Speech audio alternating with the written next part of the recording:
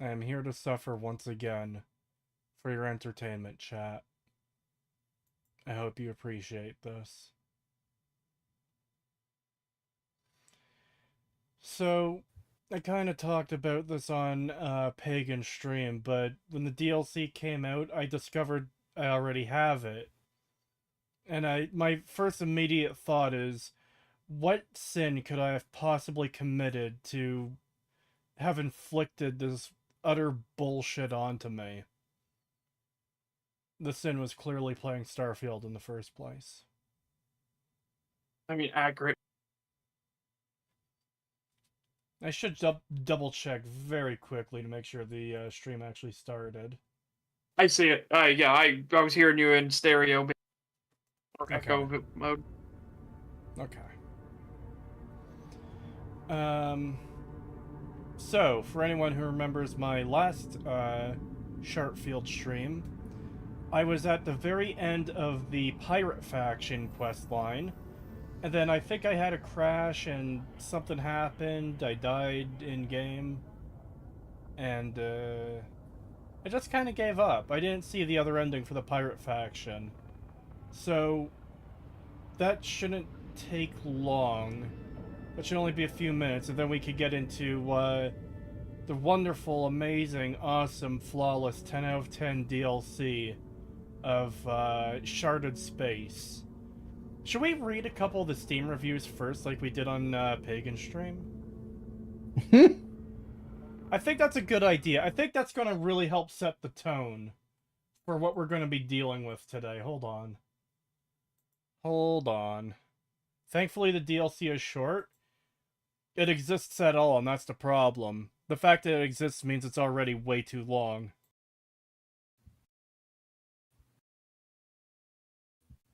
Alrighty. Let's see. Shattered Space. We need an update about the review. Are you talking about the Fallout review? Oh no. Use Chill's voice Cree. Read it. Okay. The DLC is currently at mostly negative. Recent reviews, 30% positive. All reviews, 30% positive. Hold the fucking line on that one. God damn. Alright, so we're just gonna pick out a couple here. Okay, here's a good one right away. I don't know if I could do the Chills voice for all of these, especially the longer ones. Once again, we're served garbage. Please fire ML Pagliarillo and hire someone capable of writing compelling narratives. This expansion lacks any meaningful flavor, urgency, or ethos, both for the main character and the game's lore, which was already severely deficient in the base game. While lackluster storytelling might be par for the course in a Bethesda title in 2024, this level of mediocrity is no longer acceptable. Rather than addressing the core narrative issues of the main game, this expansion exacerbates them. It introduces yet another faction, the most interesting one in the game, but with no meaningful impact on the main story. The endings and choices remain inconsequential, making the entire experience feel like a waste of time.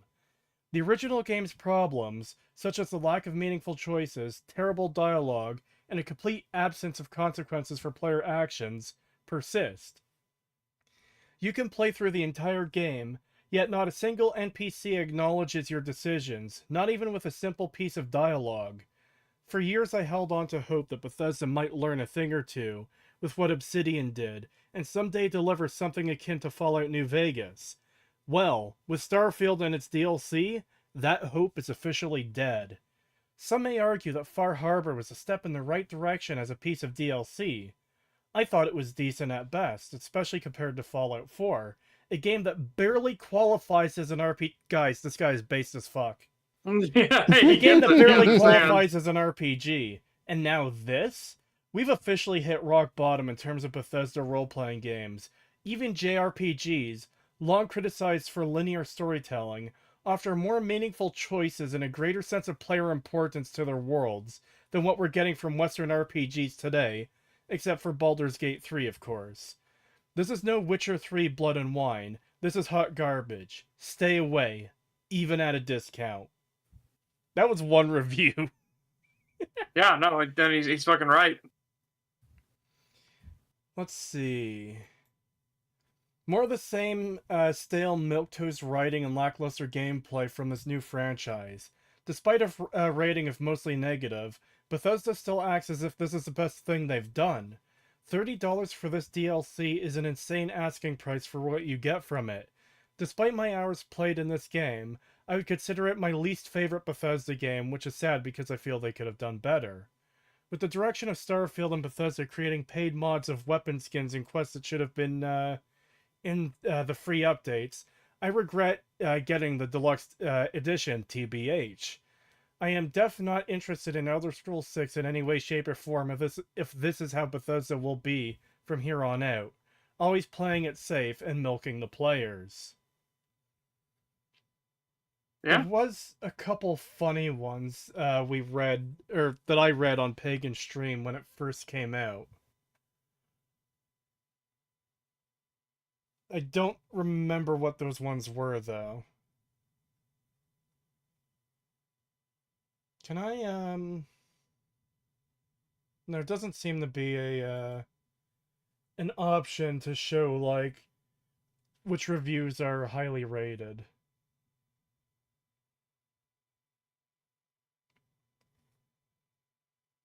Let's see.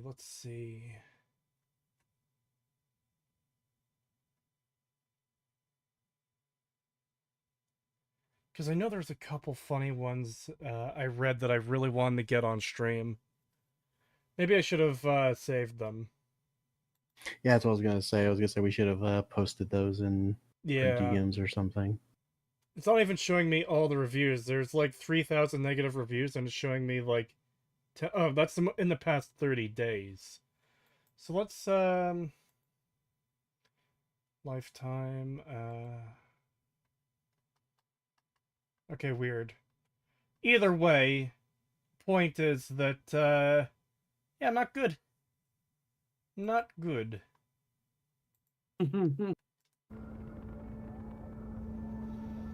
$2 from some shambler. Thank you.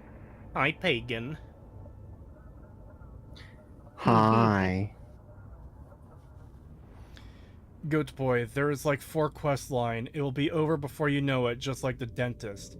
4 quest lines or 4 quests? Because that is a very big difference.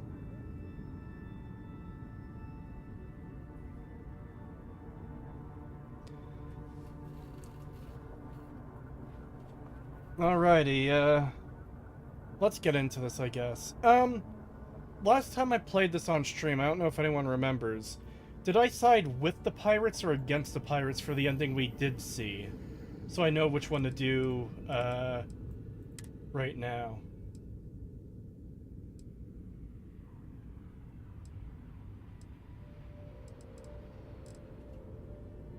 No idea. Why, Kritosis, why are you playing this Dune Light copycat DLC? I am suffering for your entertainment. Accurate.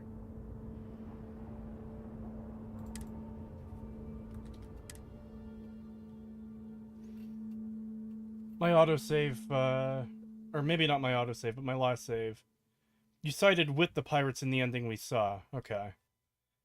That is something I'm going to need to check for the analysis, is if you turn in the evidence to get everyone arrested, then side with the pirates, what happens?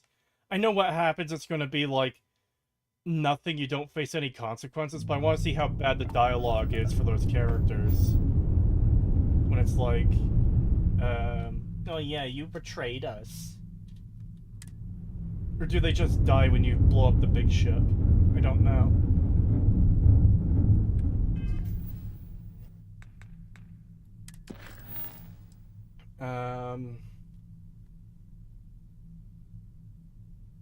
Oh, right, I have to disable their fucking battery things. Okay, yeah. And that was glitching out hard last time, too, if I recall.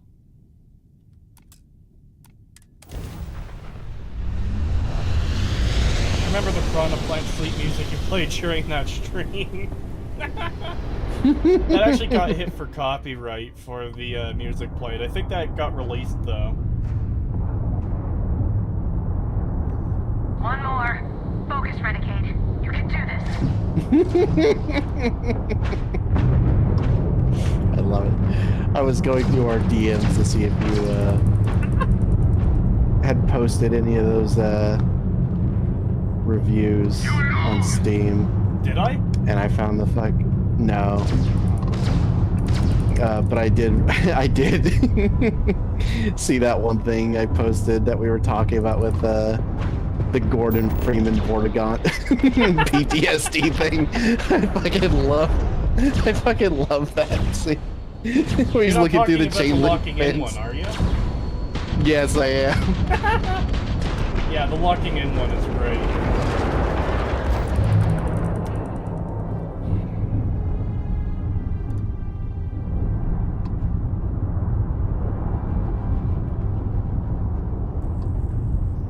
Oh, God. Yeah, I was hoping to be able to play Stalker 2 tonight, but I don't see that happening with how big this download is for me and the fact that I have a very slow download rate, so it'll probably take all night for me.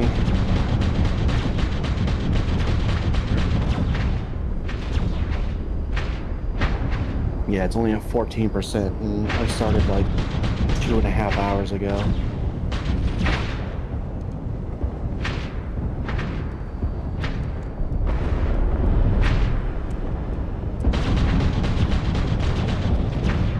Doesn't help, it's like 155 gigabytes. Yep. It's chunky. It's fucking chunky. I am gonna at least run it once tonight, just to get all the like little fiddly bits installed, whatever it needs. But then it's gonna be as blind as possible next month or tomorrow morning.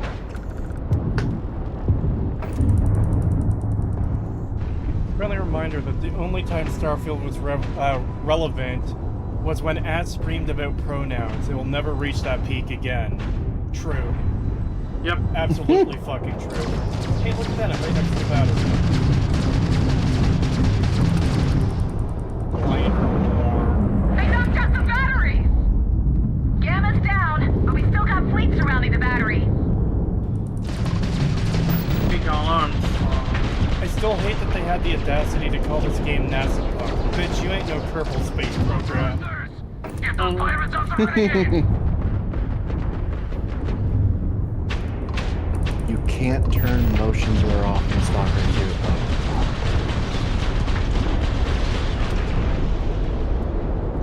2. Yeah, the more I keep hearing about this game, the more worried I get. All batteries disabled. Yeah. Lights flying. All ships follow Renegade to the predetermined rendezvous point at the We Cape. talked a little bit about it off stream, but there's definitely some things I've seen and heard since it's come out that I'm very worried about. Yeah.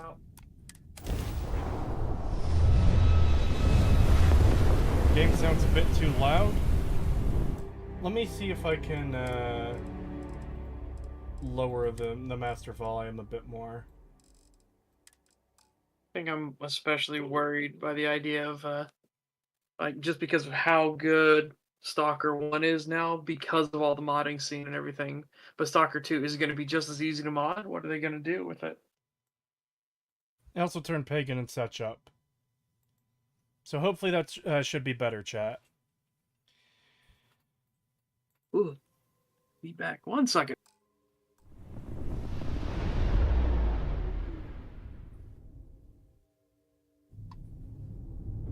Damn, no rat stalking in the nuke zone and Kree can't eat his elephant's Something's foot. wrong. Where's the damn vigilance? Lose something, Toft? Ava's dealing with your flagship as we speak. I wouldn't expect backup anytime soon. Gives me plenty of time to blow your ships out of the void. All right, fleet. Triple Oh, man. share to whoever takes the traitor down. Yeah, I can't even play Stalker Gamma anymore because I tried to update it, and apparently they have some sort of issue with ModDB like getting pissy about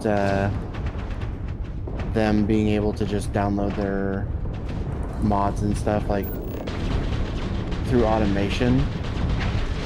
And so now they're like changing their TOS and security system and all that stuff, and now it's making it like you can't properly download the stuff from the like that you need in the updated mod pack. And I didn't know that until I had already started fucking updating.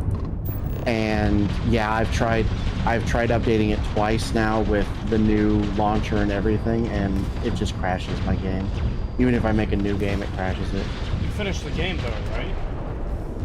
Yeah, we finished it on stream yesterday, thank God. Thankfully, Yeah. you know, I waited until the end of the playthrough to do that because, yeah, I wouldn't have been able to have finished it if I had done it before. But yeah, now I'm gonna have to wait till... They said that they'll probably have it fixed by December 3rd. So now I'm gonna have to wait until that's fixed before I can even play the game again, which is annoying. Less of Starfield we hear, the better. Well, unfortunately for you, I'm going to have a multi-hour video on it, so you're going to be hearing a lot of it. To pull Critz's legacy from the wreckage of your ship! You hear me, traitor? But yeah, I've been hearing some stuff about the about Stalker 2, and I am very worried. So apparently the A-Life system from the original games has been basically gutted. And they've basically replaced it with like Fallout 3 and Fallout 4's random encounter system where set pieces will spawn nearby you and then they'll just sit there until you get close enough and then they'll trigger. And they also do the same thing as in what Cyberpunk did, where they'll spawn enemies like behind you in close range, instead of just having them like naturally, you know, actually move through the world to find you. They'll just spawn on top of you. And it's like, yeah, no, that sounds fucking awful. I don't like that. Especially since the A-Life system was such a big fucking appeal of the main games.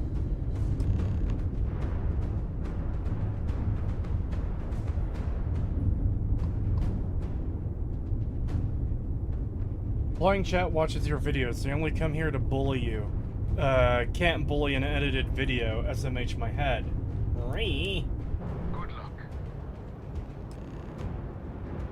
I like how I do everything for these bastards, and they're sending me in as the first wave to fucking die against the pirates on the space station itself. I bully Fallout 3 and 4 watch his inspired. videos. I'm reading Tentacle Dude's comment. Fallout 3 and 4 inspired. I heard enough. Stalker is over. Billions must perish of radiation poisoning. Found you, traitor. Yeah, I don't know. I'm very worried. Because that doesn't seem like... Because one of the things I heard from the people that were sharing this information was that the game is still like...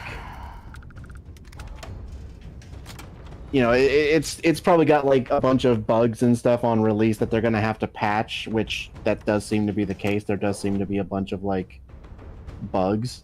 But I don't think that's a bug. I think the A-Life system has just legitimately been mostly gutted in favor of set-piece systems.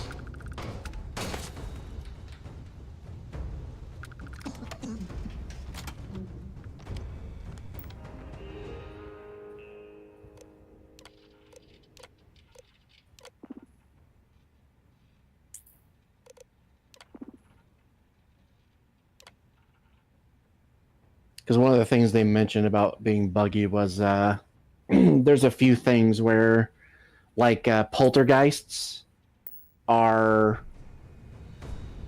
People are wandering into areas and stuff is getting picked up and thrown at them, but they can't find the source. So people aren't sure if it's like a glitch poltergeist that you like just can't see, or if it's like a new enemy type or something, but people are pretty sure it's probably a bug.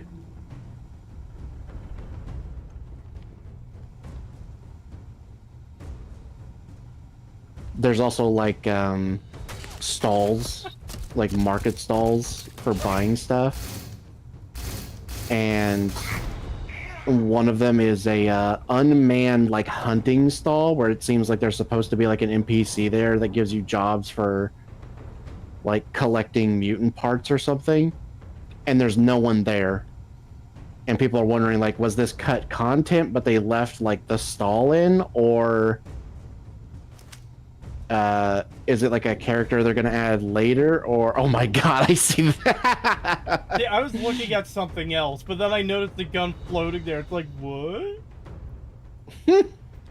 Okay, see that computer terminal in there? This is like a little Yeah. thing. This isn't a big deal at all. But, like, it activates from the outside due to your proximity. Why? I also want to grab a couple of comments really quickly. Thank you. Sorry. Why was I saying thank you? Echolite reaction was great, by the way. Thank you. This is so ass. Praying, crying emote. Yes, it is. There's one comment there. I don't see where it went, but it said the guns look like toys. Yes, they do. Yeah.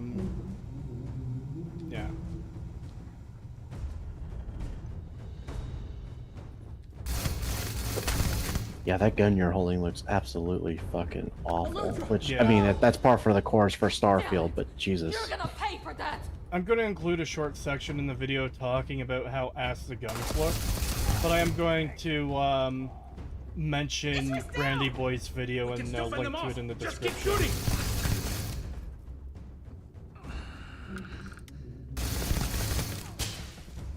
But yeah, what was I saying? Oh right, yeah, the market stall thing. Yeah, people aren't sure if that's supposed to be like cut content, but they just left the stall in, or if it's gonna be like a character they're gonna add later in one of the patches, or more worryingly, it's gonna be content locked behind like DLC or paid content.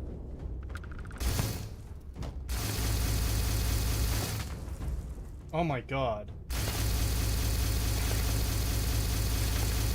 Bruh. What Megan, the unmute the fuck stream. is?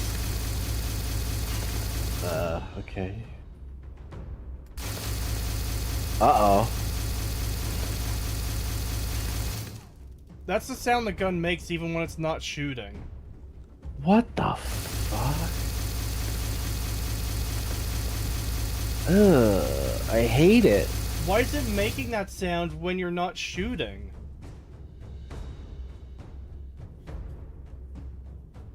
Like, this is a base game gun. I haven't even touched the DLC yet.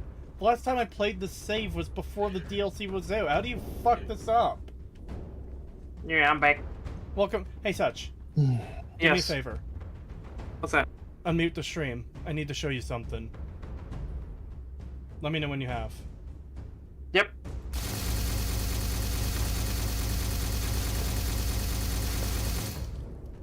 What the fuck?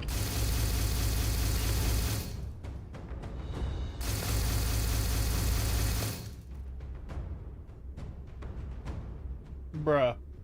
What the? So they're just playing a canned sound effect instead of having it register to each shot. What the fuck?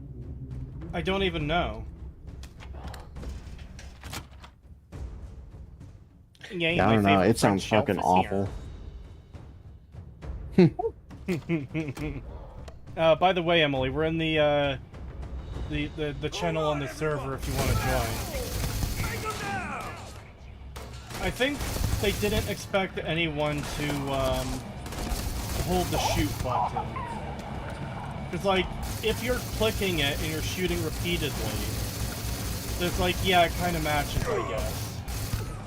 But if you hold it, and then it fires a couple shots and stops. And that's... You know what? Maybe it's because I have God mode on. Hold on. That might be a me problem. Okay. That is a me problem. Oh, okay. For a second... Okay, that's genuinely my bad.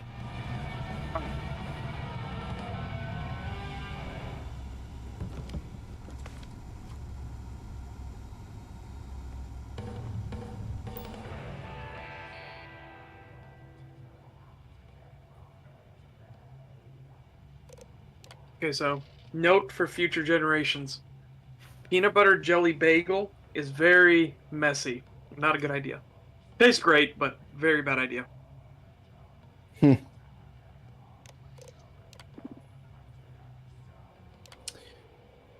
Yeah. I talked a little bit about the stuff going on with Stalker 2 while you were gone. I'm definitely worried. I'm definitely looking at my bank account thinking, Just Yeah. because I heard it's on Game Pass as well. So I was like, oh my god, really? Yeah, I was. I'll say I'm glad I didn't get the deluxe or ultimate edition. I'm really glad I didn't do that now. I was considering grabbing it to stream it alongside You Pagan. did this to me. Oh right, it's the moron with a bomb in his chest, because that's a I great can plot decrypt device. and re-encode thousands of credits in seconds, but something as simple as this, I didn't see it coming.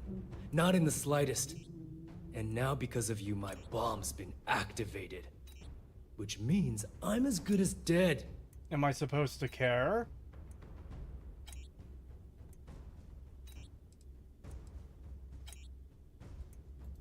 Simple. If I step 1 foot outside of this room, I'll explode, and that'll be that. So either I wait here until I starve to death, or I walk away and end it all. It's the crazy. Why does this guy look like Richard idea of Hammond? Oh my punishment. god. Kind of does. Like, this is such a stupid plot device that it's getting worse. Oh yeah, they've activated the bomb in my chest. It's a form of punishment. Punishment for what?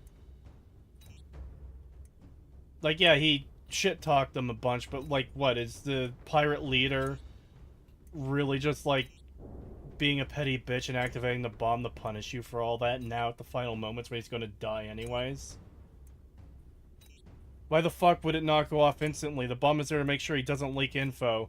Yeah, that too. Now he's trapped in this room forever to starve to death, or he walks out and blows up. What? God. It's always some stupid plot device with this game. Is this fun? No. Why did your bomb activate? Now that Sistef is here, the Crimson Fleet can't afford to have everything I know fall into the wrong hands. The moment the Vigilance arrived, Delgado pushed the button, which is as good as putting a gun to my head and pulling the trigger. Bruh. If they don't want the information you have to fall into enemy hands, why didn't they just kill you? Because if I don't kill you here and now... Ain't no fucking way that's real. What? The audio bug when you shoot. That was my fault. That was because of God mode. Still? No, that one was genuinely my fault. Oh. God, this is so dumb. What's to stop Sistef from coming in here and questioning this guy in here? The reason they activated the bomb is because they can't have their info getting out. But he isn't dead. If you just killed him, then there's no way he could leak info. This is insane. This is the... God. It just constantly gets worse. There's no fucking reprieve from this shit writing. Yeah. Like, that completely goes against existing. Like, what the fuck? Best game they've made so far, by the way. Hi folks, I'm just here for one thing. Tonight, on Bottom Gear, we've strapped a bomb to Hammond's chest. I have to turn you up. Oh, he left. He came in really quiet there, so I had to turn him up. I don't know if chat heard that or not. Thief, get your ass back in here. To his chest. Thief, get your ass back in here and say the line again. I demand it. Say Dance the for my line, Bart. amusement. Say the line. Say the line, skeleton man. What'd he say? Yeah, see, I didn't think chat caught it. What is his face? I just looked back. Your stream, what is his face?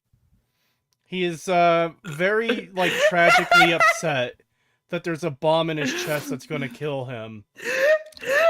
Bro really said. Bro, look in the chat. Bro really said.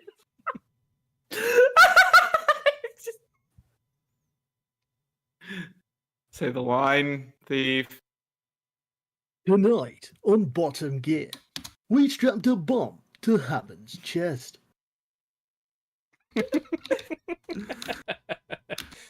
He has K-Vest hair. No! He does! Ah! Bro really said. Just... Well, I'm definitely not sorry, so I'm not picking that option. You asked for that bomb in your chest, or everyone has to die sometime. Actually thinking, what else would that Bottom Gear episode be? James Hammond commits grand larceny at the Lego factory. And Jeremy Clarkson is going to throw poo at the British government. James May has built a grav drive on the planet. And I'm driving a ship into the Unity. By committing this terrorist attack, I have hereby gained 5 subscribers.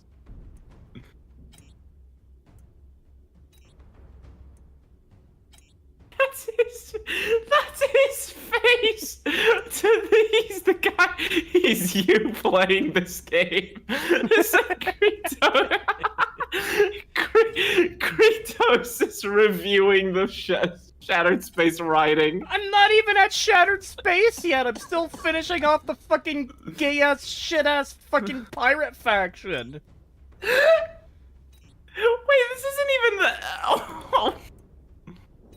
Kriya, I want you to know that I will watch every Acolyte reaction you make. Good. Thank you. It's much appreciated. You asked for that bomb in your... Okay, I want you to know I will not, because I can't bring myself to suffer Acolyte's existence. Alright. You're fucking on the hook for Season 2 of Fallout, though, so get fucked. No! You asked for that bomb in your chest. You're right. I certainly did not. But I never thought I'd be staring at a reason for in your right chest? In the face. It's on his chest! Well, yeah. Treated you with respect and kept That's trouble not off in your his back chest. More than a few times. Wait, what? Look me in the It's eye. on It might his extend. chest. Why you've allowed this to happen It might to extend me. into It his might chest. go You through owe his me that ribcage much. and everything, so it can't be removed. Yeah. Bruh. He was just saying he like saved my ass and kept me out of trouble, like... What the fuck are you talking about? In the case where the bomb What? goes into his chest, why did he wear something with a zipper? That's gonna be really uncomfortable if he can't take that thing off.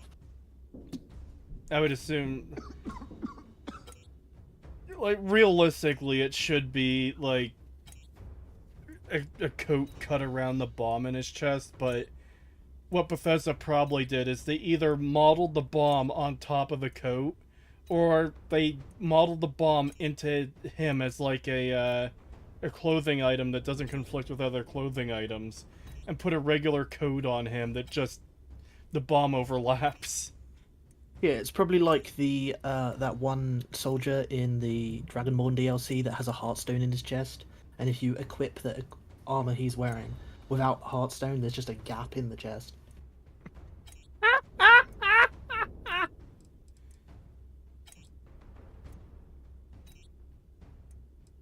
You can't normally equip that armor, so it's not like a big mistake. It's just very funny. Just know that that's how they did it. I cannot believe they said that Starfield is the best work they've ever done, or some of the best. Yeah, some of the best work. It's like, every time I try to, like, look at anything in this game, it's just utter garbage. Utter unrelenting garbage and stupidity. But Kratos, have you ever considered that New Vegas purist? Oh boy. I forgot I like the video game Fallout New Vegas, so all my arguments against Bethesda are invalid. No.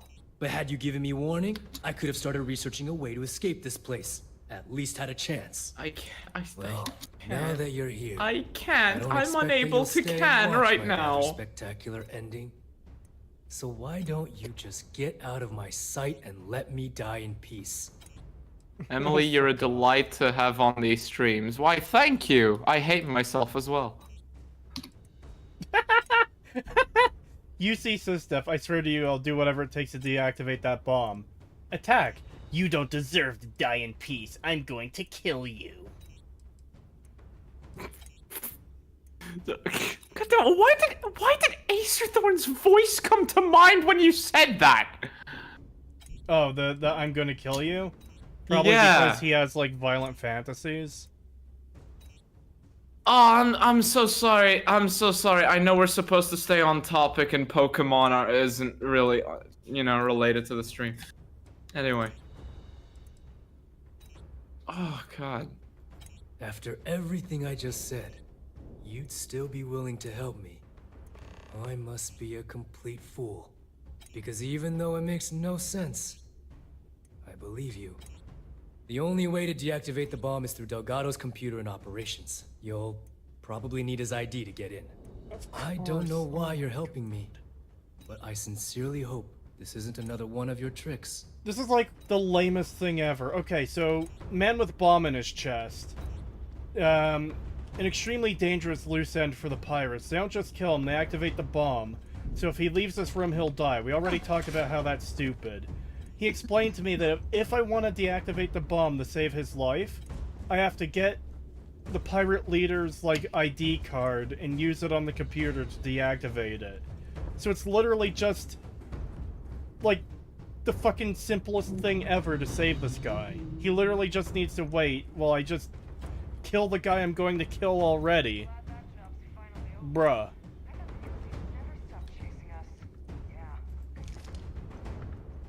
Wait, can you not even hack the computer to turn it off? I don't know. He didn't say that as an option, so I'm going to assume that's not an option. I'd also assume the same. They probably just like, no, you need the key item to unlock it. You spent the entire game hacking into technology. Mirthful makes a good point. Good thing the bomb has Wi-Fi connection and a password. Yeah. Yeah, what if the Wi-Fi just stops working?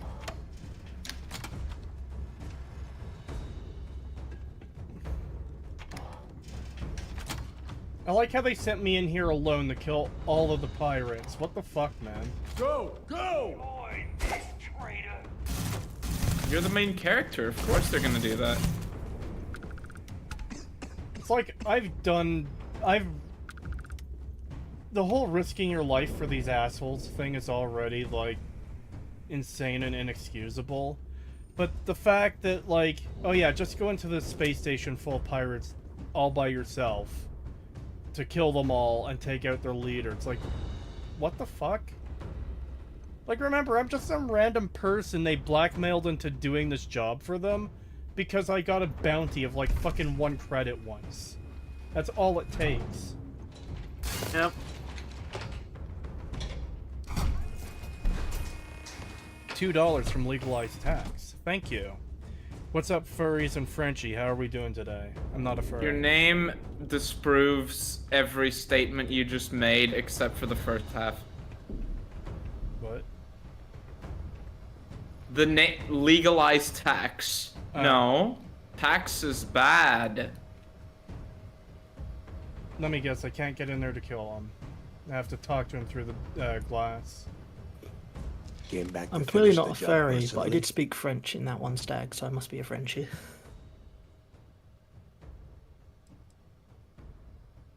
French speaker. Talk sense into me? You're the one who's lost their mind. What the hell happened to you?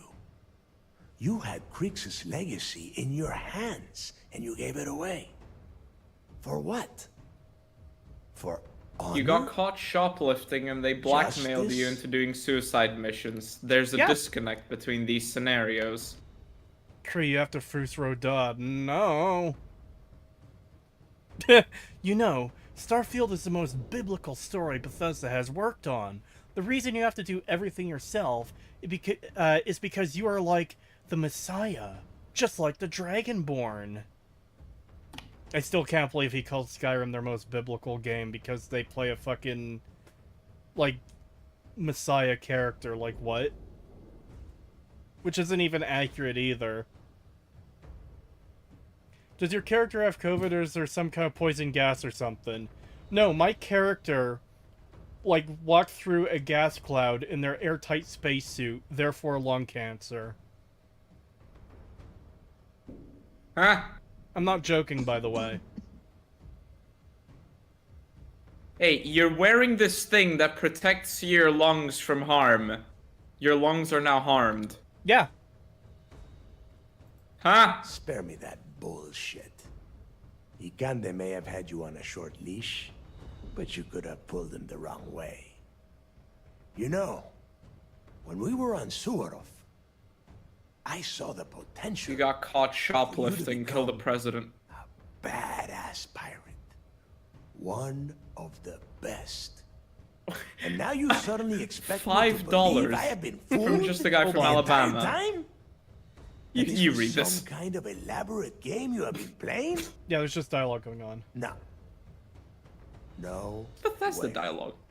For once in your life, be honest with me. Admit that you were tempted. Alright. $5. From just a guy from Alabama. Thank you. On a scale of, that one guy who owns that island to Japanese salaryman, how likely are you to decide that today's the day, now that you're playing Starfield? Well, I mean, as we all know, the guy who owned that island didn't kill himself. Yep. I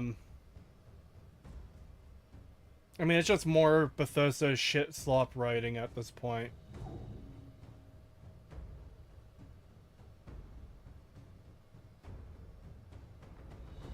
Sharted DLC, today, old friend.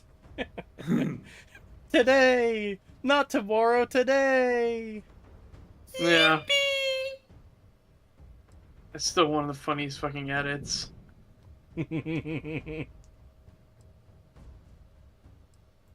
Well, at least we know you are still human. It is obvious that no matter what I say, you have no intention of honoring our pact. You clearly never did. I have already locked down the key and set its reactors to overload. Soon, you, me, and everyone near this station are going to be vaporized. Let's see how far that loyalty... Oh my god, there's... I've overloaded the reactor so all of us will die. What a shitty fucking... Like, god, there's no creativity at all in this shit. And here are your options, by the way. You could persuade him to cancel, and you can pick an option to attack, even though he's locked in a room behind glass. You can't get to him. How are you gonna attack... I'm just imagining your character just like bonking their head against the glass once, passing out. Just thunk, thunk, thunk, thunk. just like, yeah, thunk. Let me guess, this is gonna be like the really lame-ass persuasion options are generic. And spend the rest of my life in the brig? Without a credit to my name? Kratos' suicide note is just gonna be a link to his YouTube channel. Oh boy, they actually gave some unique options here.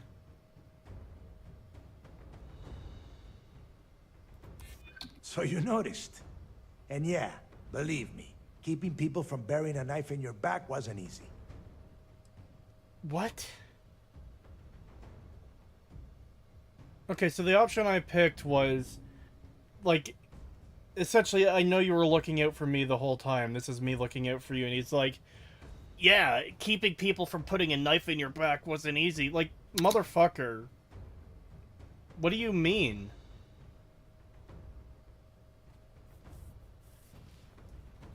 God. Watch it only be an illusion of choice, but they all lead to the same outcome. The only difference in outcome is probably going to be whether he dies or not.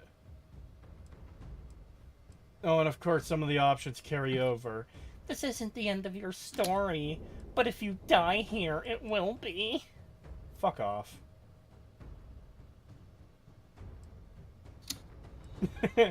This is my way of looking out for you. By the way, if you don't turn off the reactor, I'll capture you and skin you alive. Do you got enough time for that, traitor? The reactor might have other plans.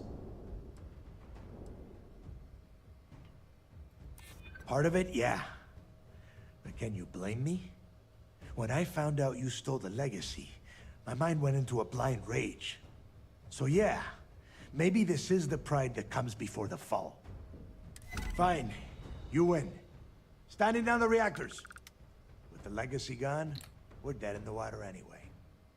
But before you have Ikande lock me up, I'm gonna leave you with some parting words. Whether you know it or not, you're damn good at being a pirate. It's in your blood. One of these days, that's all gonna hit you.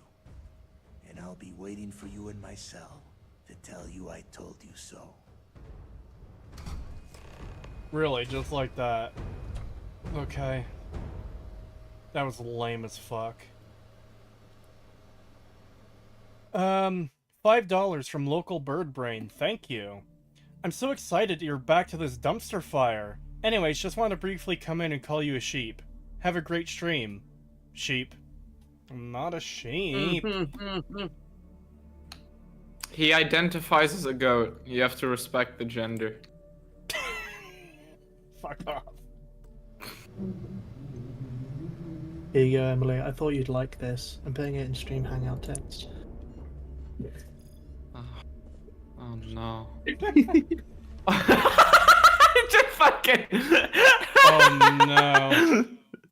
The NPC be like. Look at the stream hangout text. NPC.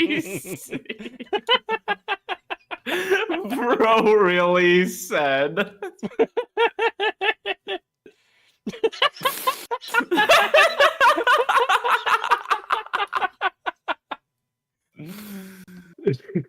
I can't. I can't. Oh my god. Okay, so I talked him down, and his whole, like, he's like, I've got some parting words for you. You'd be a really good pirate, actually. It's in your blood. I'll be waiting in my prison cell for the day where you realize that so I could tell you I told you so. It's like, what? And then he just fucking walks away and does a generic, like, NPC schedule to sit down on a couch. You've taken everything else from me. The least you can do is give me a moment of peace. He's just sitting there, awkwardly. Oh boy, Partedly. This is the part where you get to loot a bunch of garbage. He's the garbage man. He's garbage.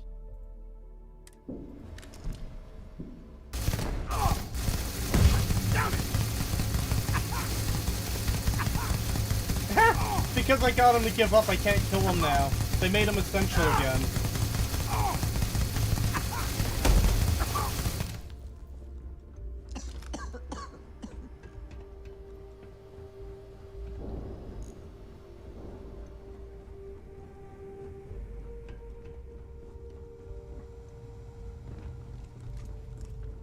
Hey. Hey. Don't defend this game. This is the part where you fall down and bleed to death.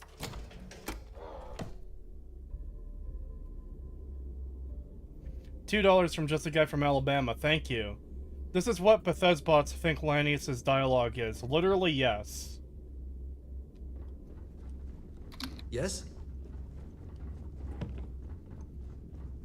Yeah, I actually joked about it and, well, talked to Cree about it, that the ending dialogue choice to literally skip the final battle.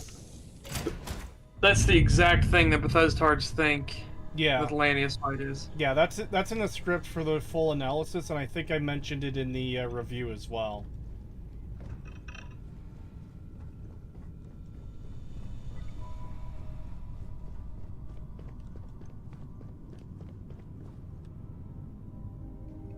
Even if you were to accept the comparison, it's still worse because at least Lanius goes off screen and you can't interact with him. He's not made immortal and you can just shoot him now. Yeah.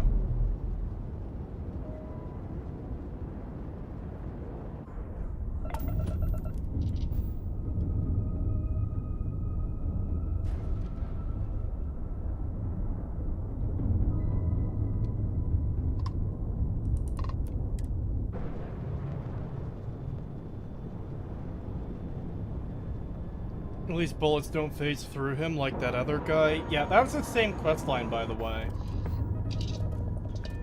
Confirm Bachelor on Legate Lanius. Thoughts? No. Shit like that shouldn't work on him. Yeah. It especially shouldn't work because the only reports we have of an actual gay Kenturian, let alone a legate, is one that got, I don't know if he gets crucified, but gay Jimmy that runs away was going to die if he didn't run away, and he was a slave. They don't like homosexuality in the Legion.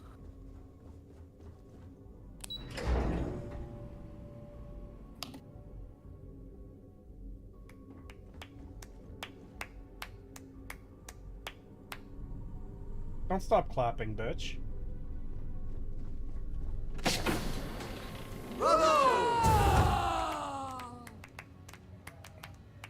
Silence, you disgusting degenerates.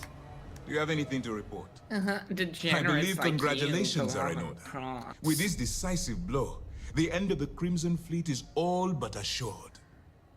But as much as I'd like to begin this celebration, technically we're still in the process of wrapping up the operation. On that note, Lieutenant, what do you have for me? Reports are coming in right now, Commander. Delgado has been taken into custody and will be transferred to our brig. Unfortunately, Shinya Voss was killed by his chest bomb. Nothing left to be gained there, I'm afraid. Oh yeah, I Also, forgot we that. transferred personnel to the key to secure the location until the United Colonies decides what they want to do with the station. And what about Navarmura? According to our I reports, forgot to Neva led the deactivate strike the force bomb. that attacked the Vigilance. Unfortunately, that was the last we saw Oops. of her. It looks like she managed to escape. We don't Now know that's her what we current call whereabouts, but an oopsie I have our daisy. operations team looking into it. That's fine. Unfortunately, he was Excellent killed by his news, chest Lieutenant. bomb. I completely I have forgot. to admit, for the first time in 7 years, I don't know what to say. How about you? I know that was difficult. You hanging in there?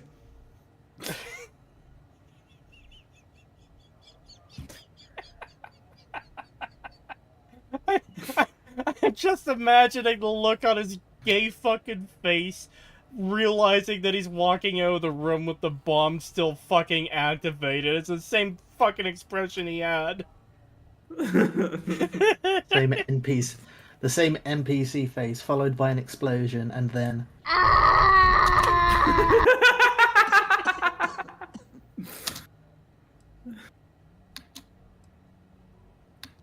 You know that's the exact sound effect that would make.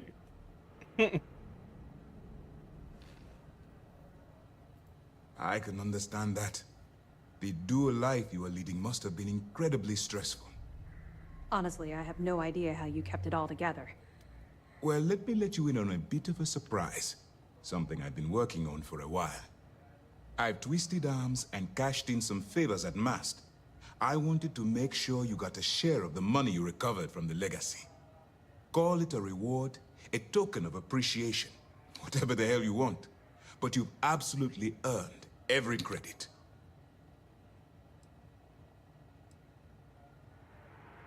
Well, yes, I believe it did. But even if the money is ever returned to its rightful owner, and I believe it will eventually, Wait, I'm sure they'd agree you deserve your share. that's not something you can do. He's like, hey, by the way, I pulled some favors and stuff, and I've made it so you can, like, keep a share of the lost treasure that you fucking found, even though it belongs to, like, this other faction. And you ask, like, wait, doesn't it belong to this other faction, though? And he's like, yeah, but I'm sure they'd agree you deserve your own share for finding it after fucking however long it was lost in space, like 100 years or whatever. By the way, Emily, do you know about that retardedness with the story? What retardedness with the story? The entire thing? Yes, but to be slightly more specific, the lost pirate Please, treasure... proceed with your report. Shut the I believe fuck congratulations, up! but as much as I'd like to begin... Hate! Hold on. Hate. Hate! Right. The retardedness was the lost pirate treasure. There's trapped in, like, was it a nebula or an ion star? Whatever it is, it fried electronics. Credits are electronic by their nature. And you have to go into this disabled ship to steal the credits, which should not be... Nothing in this ship should be fucking functional. And, by the way, this ship remains in, like, perfect condition, essentially, for over 100 years. And the very moment you download all the credits, which, by the way, have a massive fucking computer bank to store them all, when you download all those into, like, a data pad or whatever, the ship immediately starts falling apart because it's getting hull breaches from asteroids and stuff. It was a high electromagnetic and emitting gas giant. Yeah, that was it.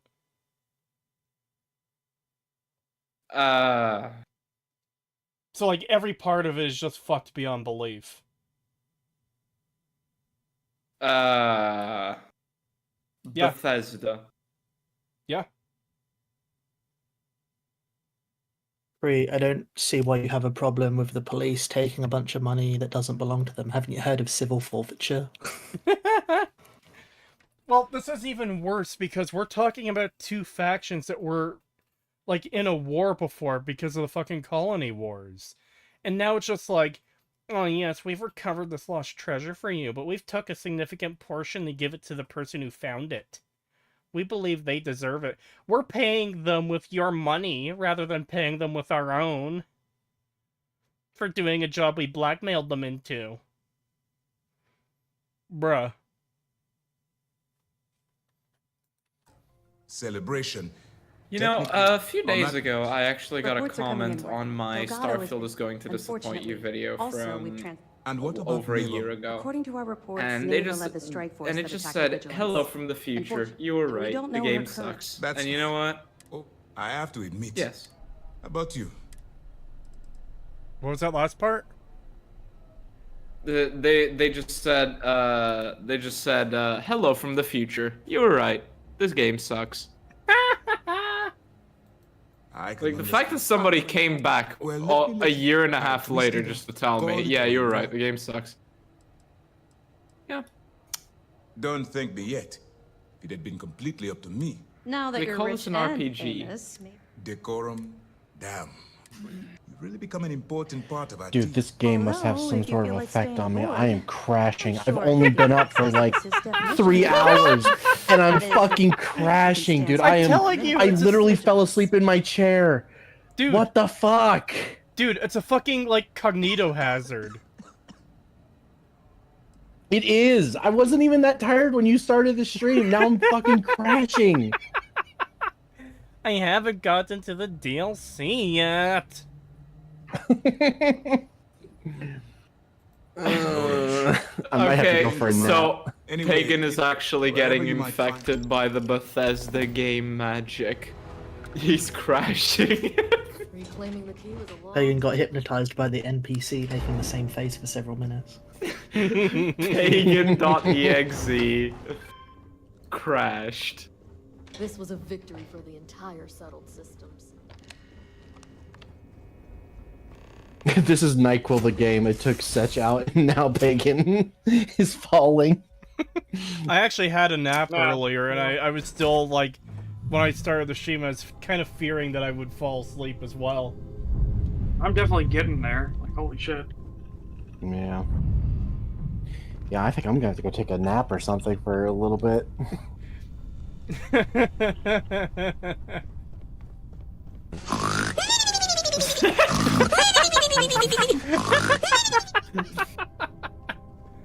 Hey guys, I think I found the cure for insomnia. Yeah, really, eh? Wait, this ain't the DLC?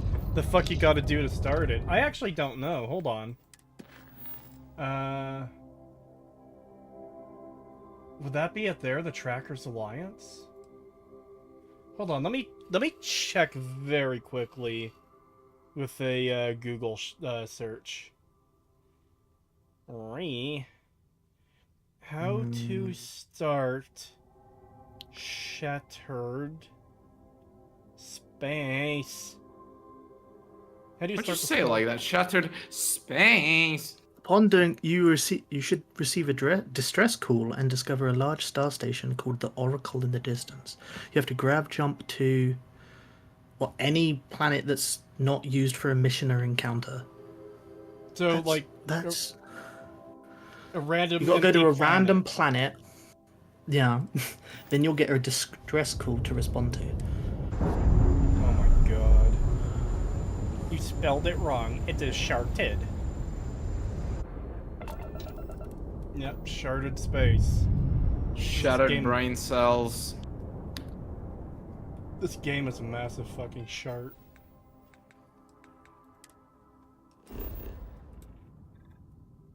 I don't understand. What leads someone to defend a game like this? Who knows? Like 3 people that woke up and like one of them's playing it. They're all sleepy just from playing it. That's not bad video game. Brand loyalty? That might be part of it. Does brand loyalty go that far to the point where people falling asleep is like, goob game? Yes, and you also have shills like TKS Mantis who still like occasionally try to defend this game. The fact that TKS Mantis followed me for a bit and then not long after I called him a chicken fucker as well, like, come on. Yeah, he followed me on my old account, but he never followed me on my new Twitter account. I have no idea if that was, like, intentional or not, but I don't really care either way.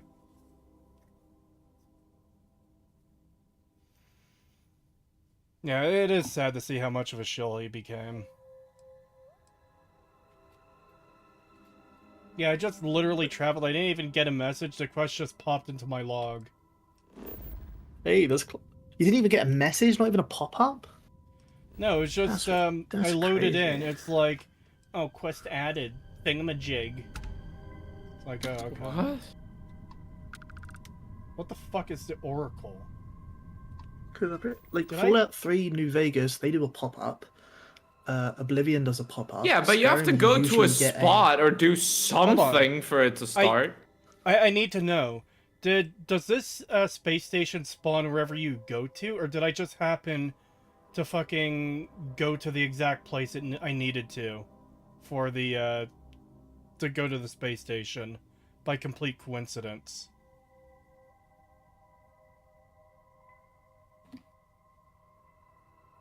I don't know.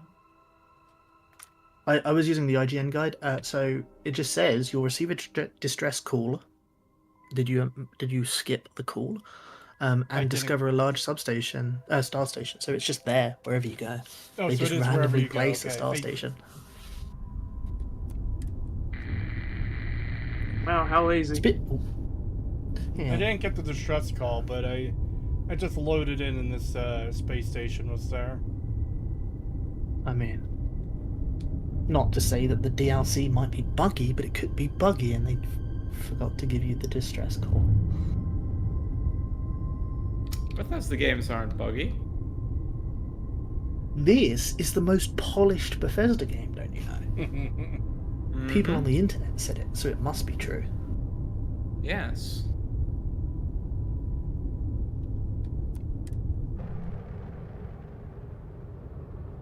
Probably spawns wherever. That feels really lazy. It is really lazy. Yeah, it spawns wherever you jump after you install the DLC. What the fuck, man? It's not a bug, they're that uncreative. Yeah. Certainly seems that way. Oh boy, 0G, that's exactly how I want to explore.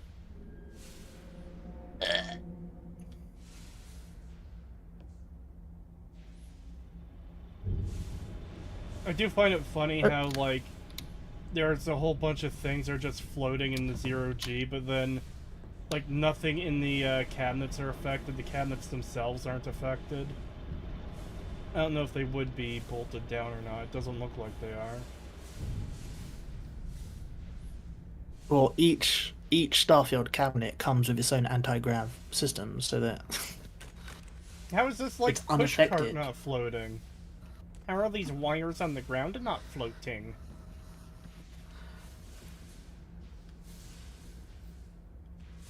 That's gonna be really annoying as I find, like, every object now that isn't bolted down that should be floating and isn't. Whoa, is this an Alien Romulus reference? Oh my god.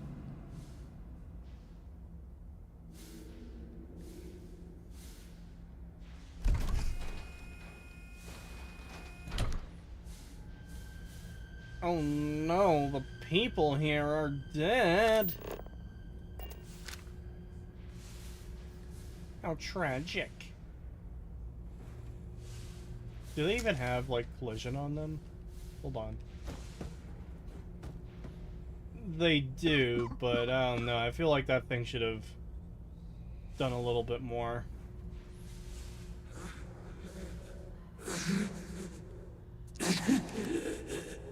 I cannot give up. Yes, it would be dumb if they had you fight ghosts. Bruh. Bruh. No.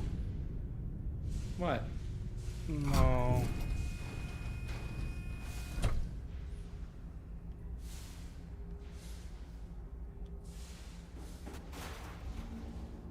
Did you not see the magic blue Tism man that disappeared? I was looking away. There was a blue tism there. Yeah. Oh, I see that. Let me go back. Oh. Yeah, it would be pretty dumb if they had you fight ghosts. Right, guys?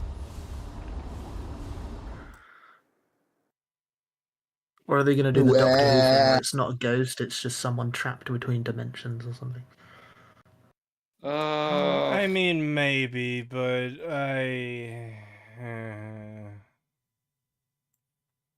Hate!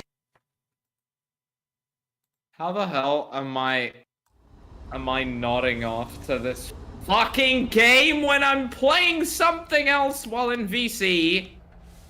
Yeah, I'm starting to think this game is an actual fucking SCP.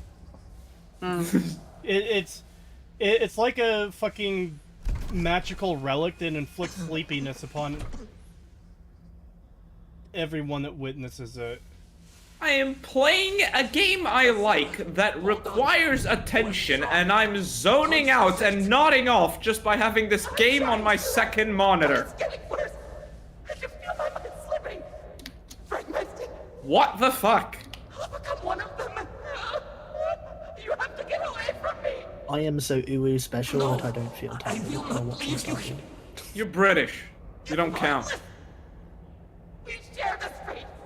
This is our end. I don't know what I meant by that. The great. No. No, it's happening. Sarok, run.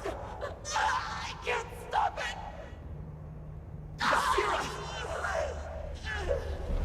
What the hell is this? What are these ghosts?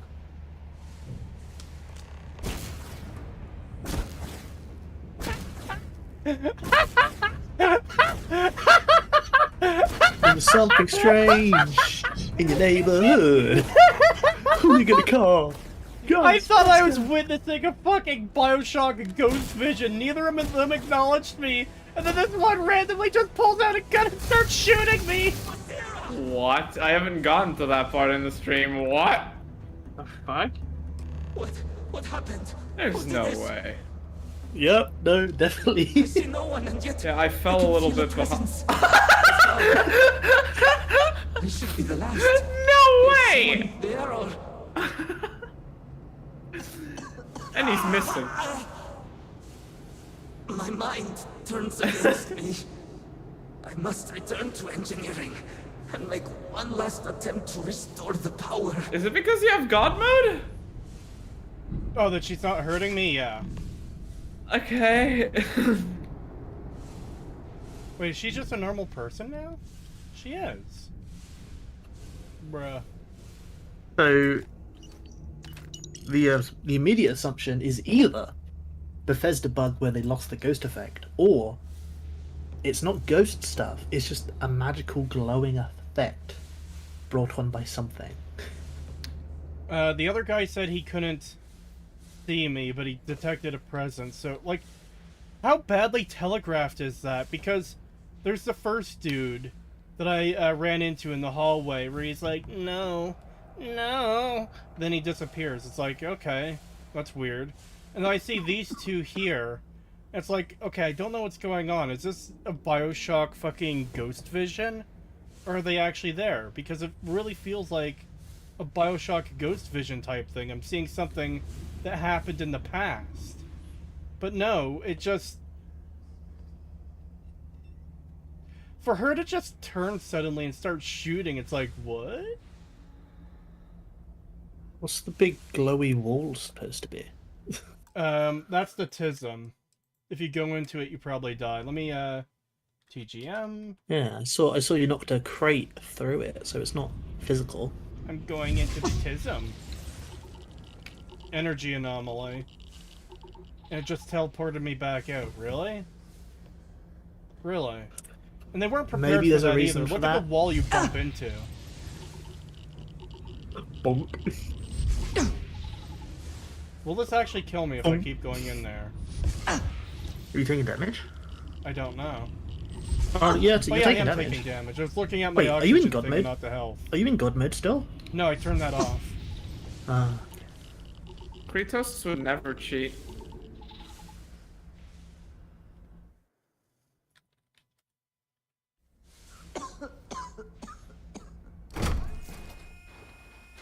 It does seem like they might be going for some not temporal, because it's time.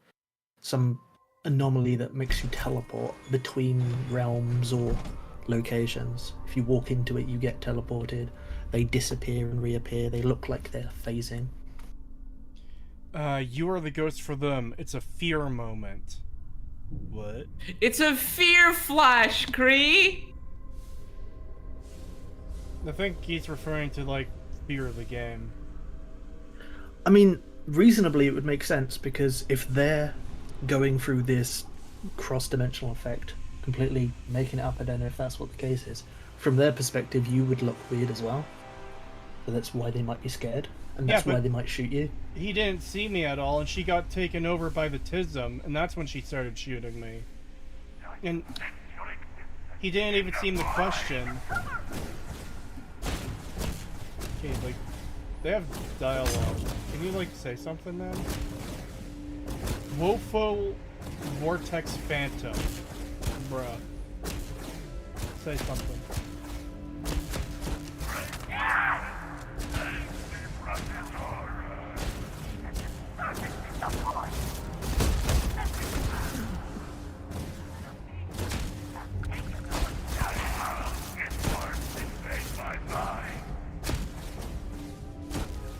Yeah, I don't know if you've seen the line again, because it kept cutting to a different line of dialogue.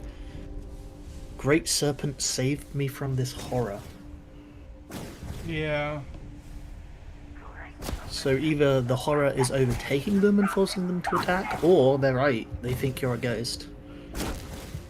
I can't wait to get to the end of this questline for it to not be explained at all. And you're right with the telegraph thing. They're kind of pulling you in multiple directions. Like, look, they're ghosts. They're called phantoms, but also they're scared of you. Why are they scared of you? Yeah, and that's one like that. It's such a Bethesda thing to do, is like intentionally telegraph something to mislead you when it's the kind of thing that shouldn't be like portrayed that way. I'm struggling to think of an example, but I know I've dealt with this when doing their stories before. There you are, playing your favorite insomnia cure. Oh, no. And then suddenly, you're a ghost. You didn't ask for this. You didn't want this. But you are.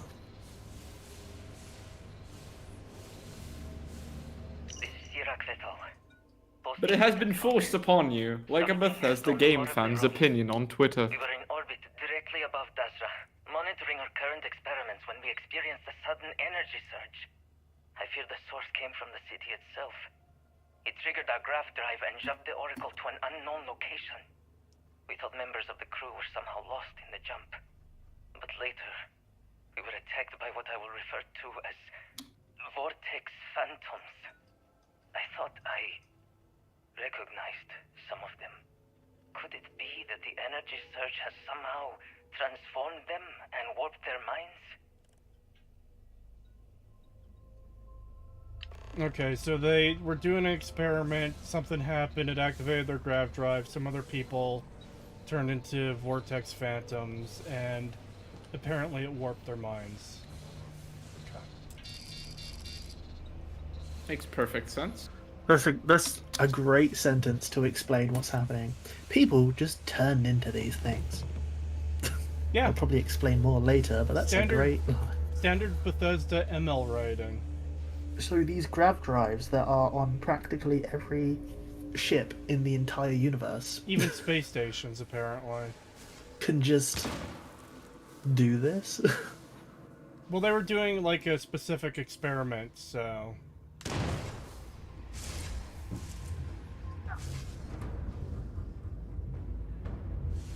Okay, combat music is playing. What happened? Where is he? Where's the Tism creature?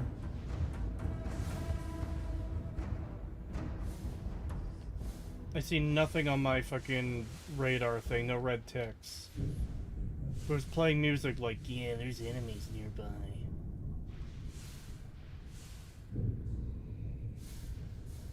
Did Setch fall asleep? Possibly. No. It sounds like you're struggling to stay awake, though. No, I'm playing Space Station 13. Oh boy, Setch gets to play a good space game while I have to play a bad one. Yep. Unapologetic yep.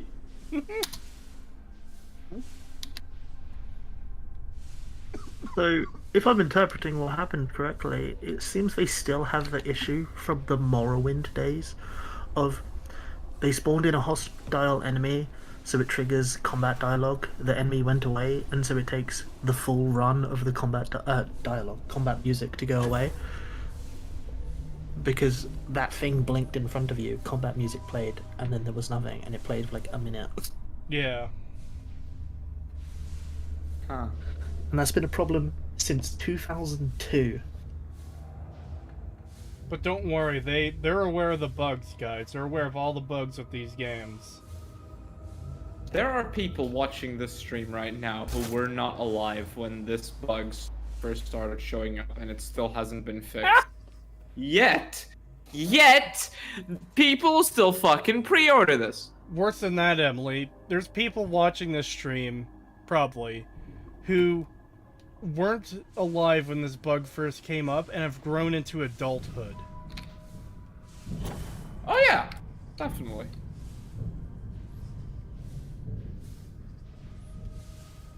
I don't know how to get down there. This bug is legally allowed to drink. Yeah. Makes sense, because it makes me want to drown my sorrows.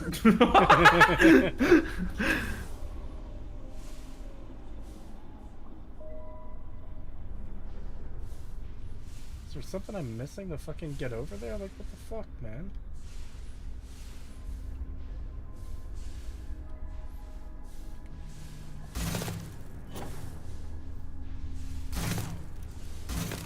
Wow, that was the solution. Not the solution I was expecting, because, like, it doesn't even seem like you can properly grab it. You just have to push it forward, and it's just, like, this obstacle you have to get through. Yeah, it seemed like you couldn't. Well, maybe you just didn't try hard enough. It seemed like you couldn't push it with your body.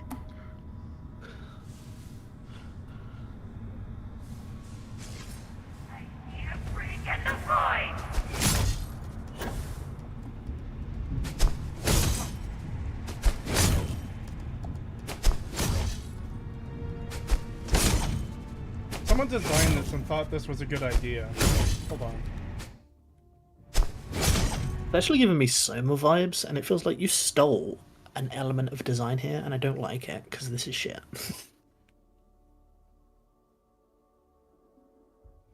Like, someone designed this as, like, a visual to represent your enemy. And thought, you know what? Man, that is some good shit right there.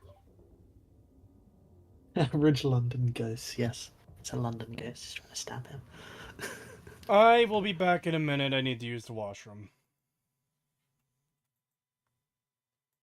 Because to me, it looks like the environment suits in Soma when they walk around. They've got the big glowing lights in their eyes, covered in a bunch of Ghostbusters blue goo,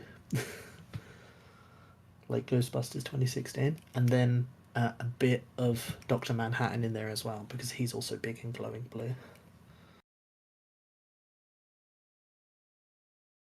What the fuck? Right when the fucker goes to the bathroom, what? Wow. Themis dropping the fucking. He's gonna read it when he gets back anyway, but I'll read it as well. $150 from Hand of Themis. This one's for my skeleton elect thief.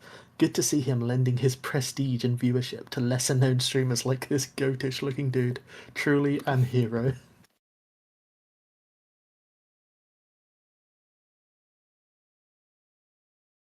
Bro, what? Why don't you donate that to me? So the lore is, Themis is our federal agent of the server. He works for the government. Oh, I'm sorry. He doesn't work directly for the government. The company that he works for contracts to the government. And he gives tithes to Kurtosis. And it's just a big lump drop of money. Fed.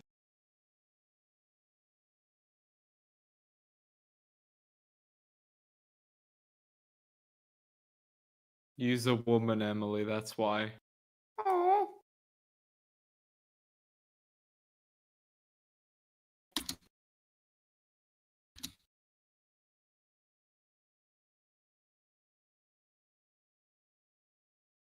See, what you do is you say he's a Fed, then every other Fed in chat announces that they're Feds. Look, Sierra Anderson says she's a Fed.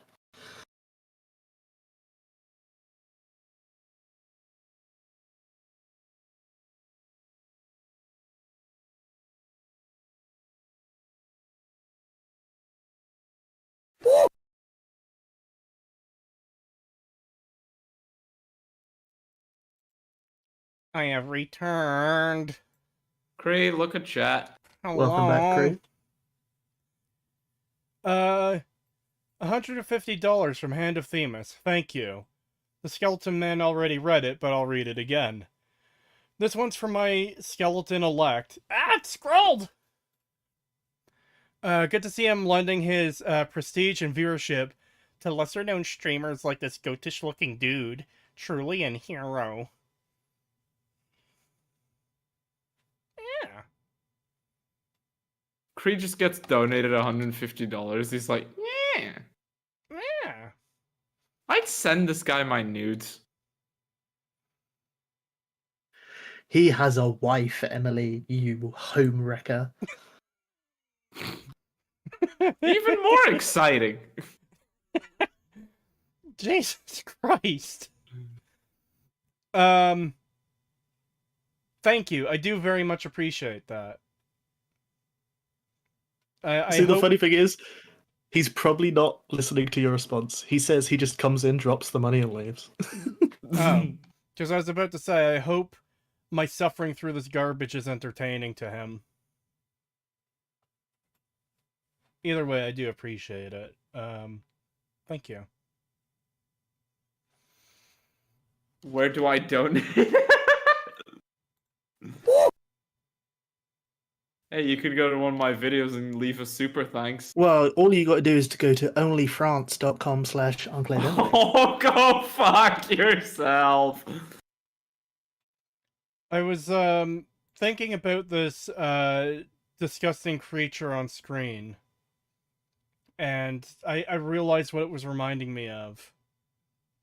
The kind of the ghost Leviathan from Subnautica, but like an extremely shitty human version of it. Because it's got the blue coloring. Huh? His texture hasn't loaded in. I mean, That's what it yeah, looks like in many for me. ways this looks like a texture error. Like, it just looks really fucking bad. Cree, have you played Soma? Played what? Soma from Soma, no I haven't. Amnesia. I have been Okay, meaning well, to, but I haven't. It's not much of a spoiler because it's very early in the game, but there are suits in Soma that look, because, you know, they're underwater suits, astronaut suits that look very similar. I think I've seen those, because I have seen a playthrough of it years ago. And it's got glowing red eyes, just like this does, like from within. And I said, you might have heard it when I was gone, it's like that with the Ghostbusters blue goo, just squirted all over it. Yeah. This looks like dog shit. I hate it. Don't insult dog shit. 2R from Unchained Deity. Thank you. Here you have it, Emily. This is for you. Thumbs up. How fitting of you to use Brazilian currency. Dick.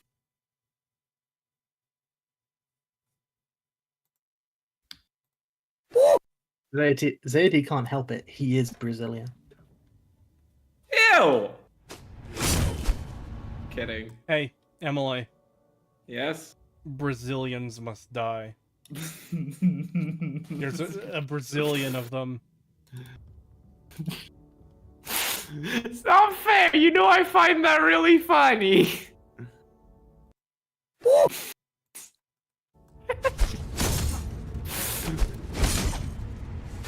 The West has fallen. Brazilians must die. Specifically.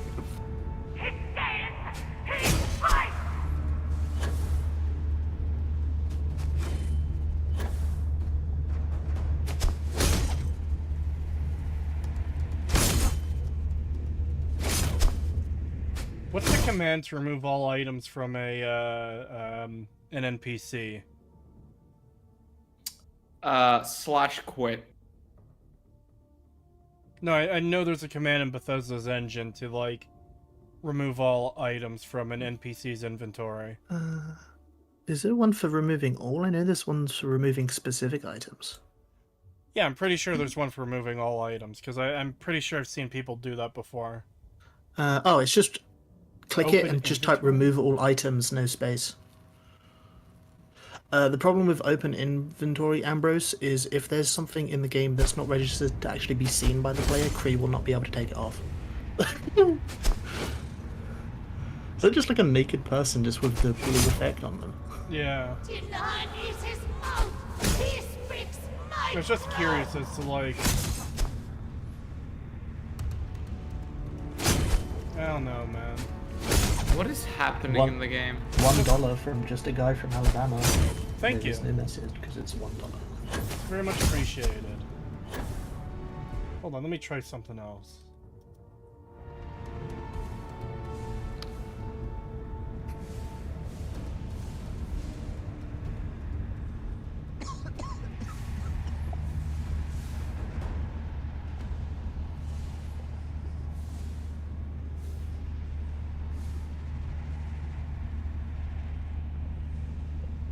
Oh no, you're the Starborn, and this is the Star Draugr. I mean, yeah, kinda.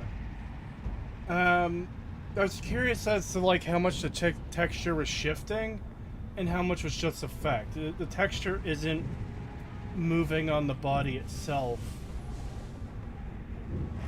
Well, No, it's just around the model. kind of. I think. I'm not the Starborn, I'm the Snoreborn. See, I don't know if that's reflecting anything or if that movement is part of the texture. But then you have these other lines as part of the texture that aren't moving at all. It's like weird crystal stuff.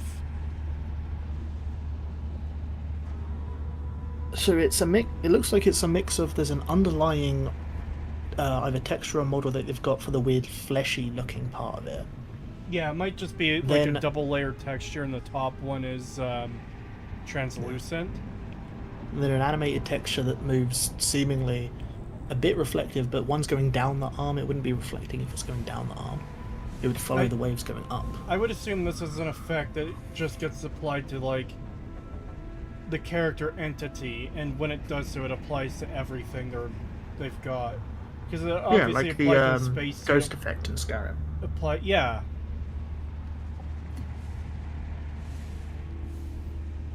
I don't know. I don't like it. In Skyrim, there's a item that you can specifically hit someone with to reapply the ghost. Like I think it like applies a different type of the ghost effect, and when that expires, it removes the normal ghost effect the ghost is supposed to have. If there was something like that in Starfield, it would be neat to see. But like clearly, that's not the same that was underneath the texture. Clearly, there's a slight difference to the change. Yeah, and it gets turned off when they die. Is there a flashlight in this game? I feel like there was one. I don't remember what the button was for it. I'm sorry, this was supposed to be Starfield's Far Harbor. That's an actual comparison they made. It's the F key for flashlight. I think you need to hold it. Oh, you need to hold it. That's annoying. I think I had the same problem when I played it once on release. Was I held the F key for just a bit too short, and I was like, oh, there's no flashlight then. Because they make it just a little bit longer, so it's unintuitive. Yeah. That's right, I was down here to get some kind of, like, key. Do I have to... No, that is a... Oh boy. I get to go into the cartoonishly large vents. Oh no, I just... Pretos is venting. Bruh. There's just a hatch there where you can, like, open up and look down on the people showering. Because these are showers. I clued into that bit.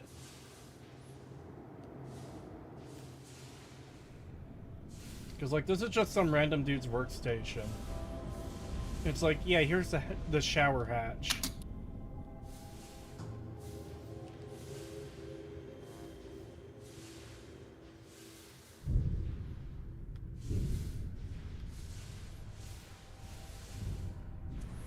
Alright, I genuinely can't stay up anymore. I have to go to bed. Sorry for putting you to sleep, Pagan. I know you just got up. It's fine. It just means that I can sleep through Stalker downloading. Because I can't do anything else while it's downloading anyway. I can't play games or anything, so... How much Hope do you have left enjoy on the download, game Pagan? when you fully downloaded it. I'm at 21% right now. Yikes. Yeah. I have very slow download speeds, unfortunately. Unfortunately, I got really good download speed, but there's no way I was going to get 150 gigs done when it was already an hour into the stream before it launched. Like, holy shit. And it took me, like, 4 hours. It's like, holy fuck. Steam was having a struggle session downloading. I mean, they do often have issues when big releases come out. I know Baldur's Gate 3 caused a huge uptick in the amount of bandwidth that Steam had to go through, and it was causing some slowdowns. Oh yeah, absolutely. By the way, to everybody watching the stream, click the like button for me. Only 23 of you have done it. You children. Go click it.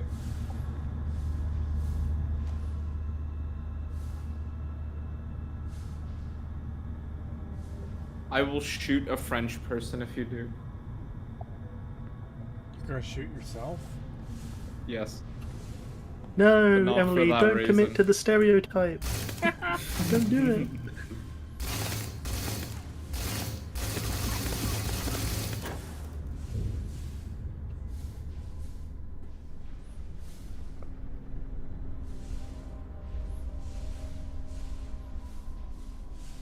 So why does that, like, storage locker or whatever this is, have, like, a whole big thing behind it, including a workstation? I guess the wall got blown out.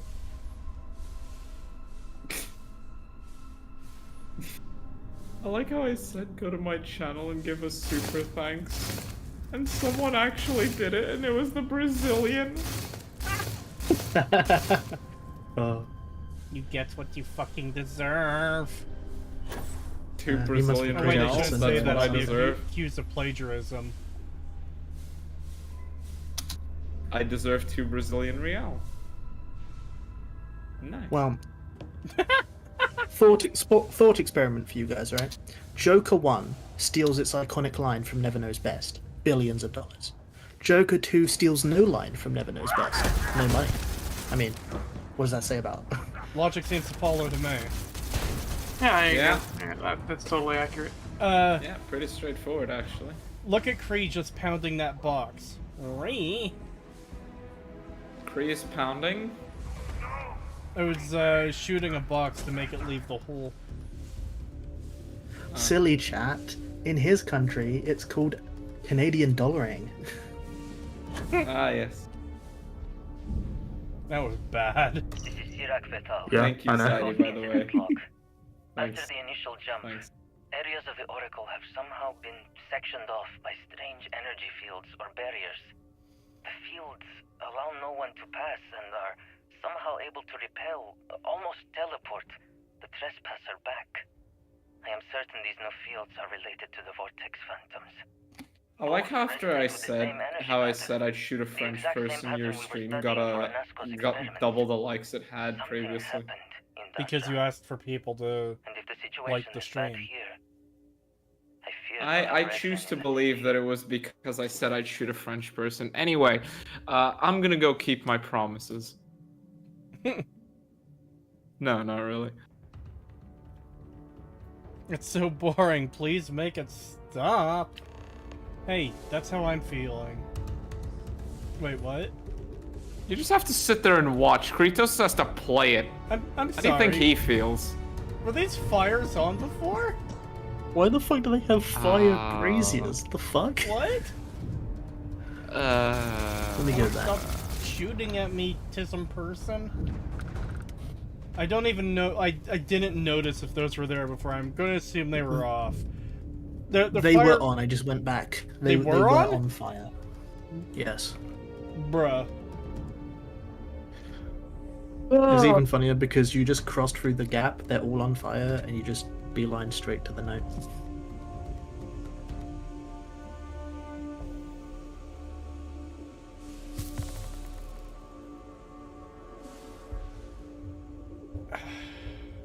I don't even know how, like, fire would operate in a ship and in zero-G. In fact, I vaguely remember having a discussion about zero-G fire on stream before. Also, in your Acolyte episode, you also discussed the campfire that was on the outside of the ship in Acolyte episode 1. They made the same fucking mistake. So, okay, I need like a video. I've googled zero-G fire to see anything, because I'm pretty sure it's a special thing. I'm pretty sure fire in zero-G just turns into an orb. Yeah, it goes out in all directions. It doesn't like flicker because it doesn't have any atmosphere to. But then again, it's got oxygen, but still, the gravity isn't making it go the way it would normally go, so it goes in all directions like any other thing in zero-G. Because fire is energetic, so. They made the same fucking mistake as Acolyte, but I have to get the super chat. I was trying to do this earlier, but the chat limit can't handle a full longman quote. $20 from just a guy from Alabama. Thank you. There comes a time in all forms of media consumption where you are so utterly bewildered by an event taking place that there are so many things wrong with it that you don't even have words, and you simply laugh. Cree after Ghost. Me at this entire section, man. Like, if it isn't painfully boring, it's just dumb shit like this constantly. Keep in mind, Emil Pagliarulo got a tattoo of House Varun, and this is how he characterizes them. Random fire braziers. I feel like... What is that? This is the kind of thing you wouldn't want in your ship or space station. But let's just say there's nothing wrong with it. Let's say it's perfectly safe and fine. What, like... Why? Why? Because there's a big platform with a circle on it and a big wall. So you need to mark it as a key location. I'm assuming this is where their grav drive was, and the experiment that caused all this mess is like theirs. So they had a fire to worship their grav drive? I mean, that could just be it. It's just supposed to be like ceremonial stuff. Of Yeah. the religious set dressing. They worship a snake. It's just a bit weird to have random fires. Well, no, it's a very common thing in a lot of, like, religious symbolism. Because, I mean, that's how you lit up your temples in ancient days. Before the internet and electricity. I mean, there was direct association with fire being a bringer of life and warmth. Well, yeah, because you literally kind of need fire to survive. Yep. I get that, So it became this, like, symbol of divinity, fire in and of itself. I don't know how much is presented in the base game, but it's not much, because that's, like, infamously why this DLC is the way it is. This tells you more about House of Varun. How The old is base House of game Varun? where they talk about it once in the entirety of the game. Yeah. Like, it feels like if they're this kind of spacefaring religion that came about from, you know, exploring space with high technology, whilst you can still go back to fire, it just feels unreasonable for them to use it. I expect more serpentine stuff, more like what Creed looked up at Yeah, there that in the thing. ceiling. Because Yeah, there that's seems to more what be I expect.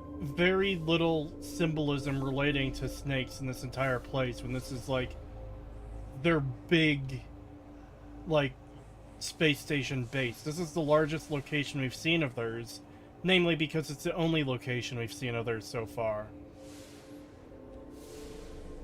And, like, it doesn't feel like, oh hey, this is a House of Varun, the snake cult worshippers. This feels like generic space station with blue fucking jizz all over it. And then, oh look, there's a windy thing up there. And this is House Varun, by the way. And, like, the fires are just still bugging me. Because I'm trying to, like, comprehend. Acolyte got roasted the fucking bag. Everyone saw it. This was, like, one of the big things that came out was, oh look, there's a campfire on the ship in outer space. In 0G. And then, like, I assume there's oxygen in here, but they go, you know what? Let's answer that question. Yeah, take that helmet off. Let's see.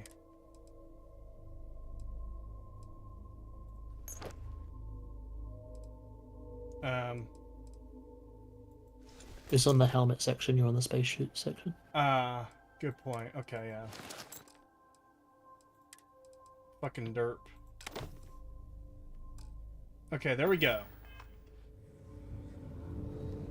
There is oxygen in here. I'm not losing, air without a helmet. Are you in God mode still? Yes, I am. Now I'm not. And you're not losing stamina, it seems. So, yeah. There is oxygen in here. Yeah, and it's refilling. Okay. I mean, But that it's still not doesn't out excuse of... the campfire in 0G. Yeah. It's not like they haven't been inconsistent with oxygen in the game before, so it's still a worthy question to ask. They just got this one right, guys. Yeah. The 0G is still a problem, it should be round. Especially when a lot of your systems are offline because a major explosion went off. It's just a waste. It's just going to be wasting oxygen. It should eventually run out of oxygen. Yeah, especially with fires burning.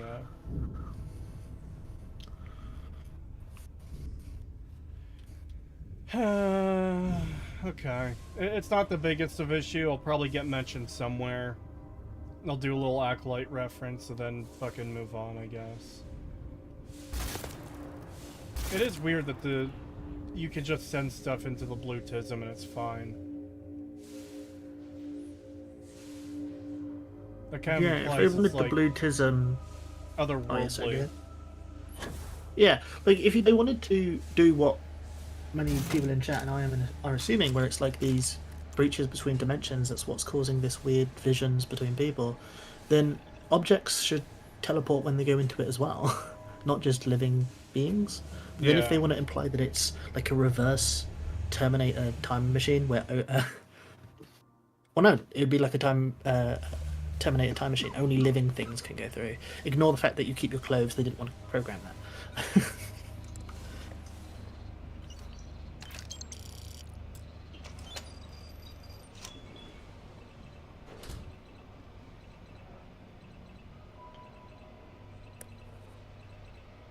Playing this instead of Stalker 2. Played it today on Veteran difficulty. I said Veteran can't be that hard.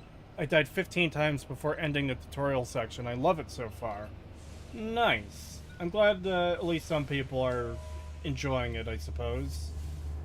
I'm not super familiar with Stalker or anything to do with it.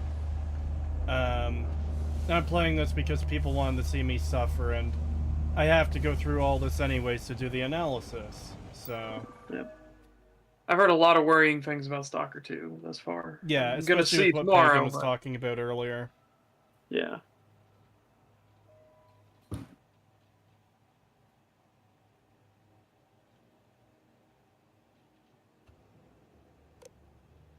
They did at least announce that something along the lines of, hey, this is a really big project. We understand that it's going to be buggy. We're going to try and fix it as best we can. Well, there's a difference between it being buggy and janky. That's Slav jank. That's just how it is. The problem is stuff like the A life system being entirely removed. That's pretty fucked.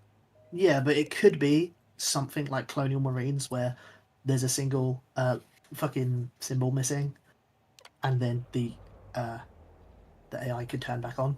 It could be something like that. However, that remains to be seen. One of the power cells dislodged. Yeah, I don't know, because they're doing the thing that allegedly they're doing the thing that Cyberpunk 2077 did. They just spawn enemies right behind you, if I can, which is incredibly fucking infuriating.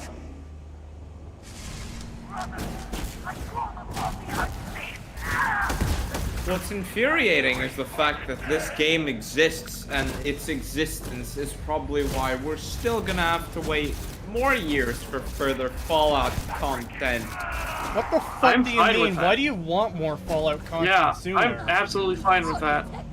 Silence, French.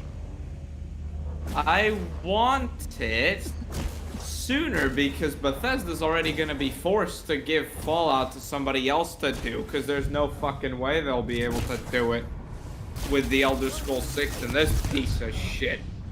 Emily's just on that Sigma grind set. Emily knows the next Fallout's gonna be shit, more videos to make. Yes.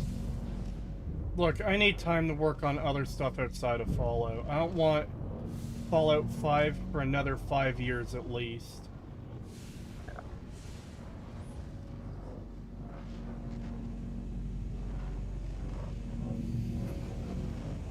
I know I'm going through this whole area really slowly, but I'm just like trying to take stuff in and think on it a bit. Like, it just feels so lame. Yeah. I kind of want to say formulaic, where it's like, here's an objective, now we're going to spawn some enemies in. Here's an objective, now we're going to spawn some enemies in. Oh look, you have to listen to an NPC who's just expositing all the information you need for no reason, because he's saying it out loud rather than thinking it because he's alone. We're going to spawn some enemies that you have to kill now. And it just comes across like that's how bare bones we're at now in terms of, like, not just their writing quality, but the gameplay design of, yeah, I don't know, just have some enemies pop in, I guess. Just fucking do it. Because that's fun gameplay, right? Just, You know, It's not add things new for people to gameplay. shoot. It's not new gameplay, but it's at least better than if this wasn't in anti-gravity and it was just the same as most of the rest of the base game. Because the base game has like maybe 2 sections where you can fight in anti-gravity outside of like forced things that you can do. So it's good that they're utilizing the anti-grav more, but they're not utilizing it well with I'm not random even spawns talking and just about the basic anti-grav, dialogue. though. That wasn't even a factor in what I was considering. It's just the fact that This is Sirach Vettel. here's an area, Post-incident here's the log. thing you have to do, spawn some I am one enemies. of the few remaining unaffected Well, crew yeah, on that's what I'm saying. Starfield. Like, Nadine, it's a step above doing the exact same thing but without anti-gravity, but it's still got all the I problems fear that you it is say. just a matter of time But now before you can we go succumb to up this and down in energy the air. discerning the others. How long will we last? And will my mind be strong This is enough to hold out? depressing. That area looks detailed and shit. Masira and I have programmed the Oracle And- to return to Varun Kai's orbit once it is able. All Ugh. of our research will automatically be transmitted the moment we are I within Dastra's I range. don't mean to I rag pray our on work like here was not in modders vain. that get hired to be contractors for Bethesda, but Eleonora was contracted, and Eleonora's housemaker was contracted to do static clutter in Starfield. And if Eleonora was kept on for the DLC, that's to explain why there's certain things that aren't floating around in anti-gravity, is because they are static objects; they can't be moved. And that's not a point against Eleonora for doing it, but it shows just this weird, oh, we've got this entire anti-grav section, and instead of having like everything be floating around to really show, look, this is something only we can do with all this cool interactivity physics stuff, even though it's not something only they can do. They just don't do it. They just have things just randomly stuck to the floor that shouldn't be stuck to the floor. I wouldn't even say that's like anything to do with the modder. That's like a team lead oversight thing. Where it's like, this is a sci-fi game where you're going to have anti-grav sections. Why the fuck is there anything that's not built to be bolted down that is static? Yeah, like this. I wanted to try and preface that I'm not pitting against the modder. I'm No, I pitting know. against the person that hired the housemaker, the really good housemaker, to put clutter into the levels. Why did you hire the housemaker to just put like mops and rope and things that you can't move in the levels? Why did you even hire this person? This is not their expertise.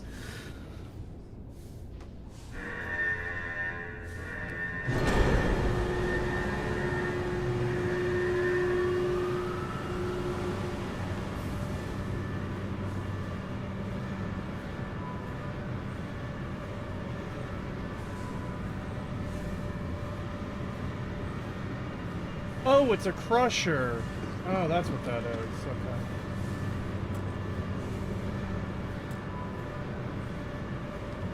This hallway crusher at least does that better. It seems that almost everything in here is moving around and floating. Okay, you want It to see should how be- dogshit this design is? The crusher is pushing all this stuff. Oh, there it is.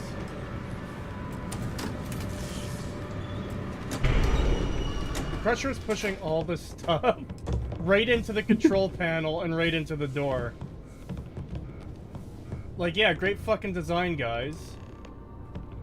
That's awfully designed, but I do like the little scene of compiling all those floating objects, and it's like, oh shit, I can't move around, look at all the fuck shit in the way. This is a good use of a physics system in Zero Gravity.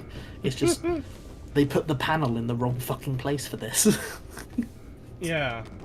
Because everything, all this garbage is going to get compressed into your, like, sensitive electronic equipment. Fuck it, let's turn it back on. Oh, I can't. Great. Notice how opening the door stops it, too?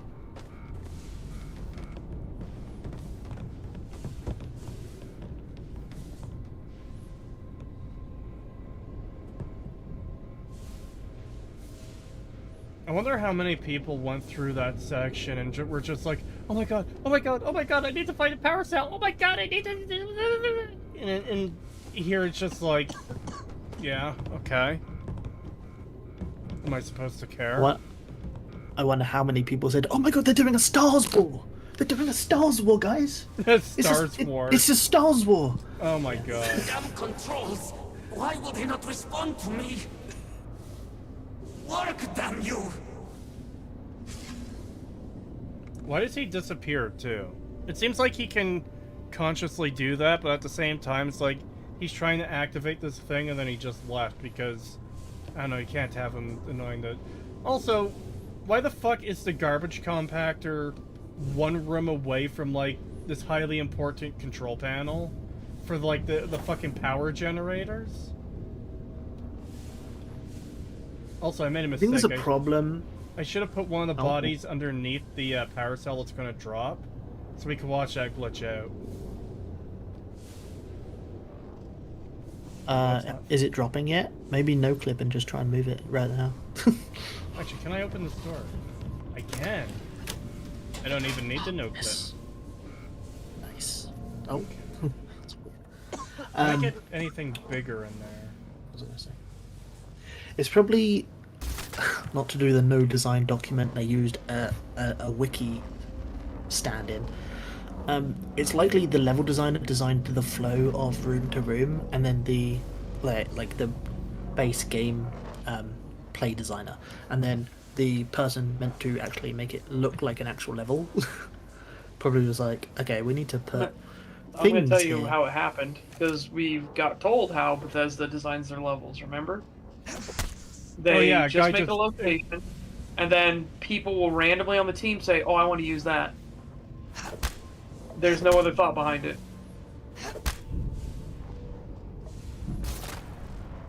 I think with Starfield was a bit different though, because obviously they've hired so many people as supplementary, just go in and do this for us, that there's the potential that you're going to have. Not that people make custom assets, it's like, oh, we need to put something here. Let me look in the... Oh, okay, I'm going to just put a terminal here. Not like an interactive terminal, just a screen to put on the wall. Warning. Gravity procedure initiated. Please check your surroundings to ensure personal safety. Restoring gravity in 3, 2, Come on. 1. Come on! Get fucked!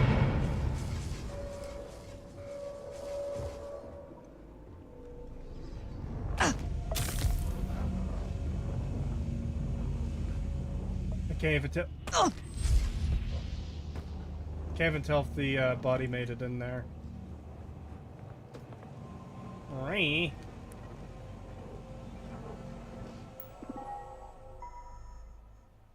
Main gravity controls next to trash compactor. Yeah.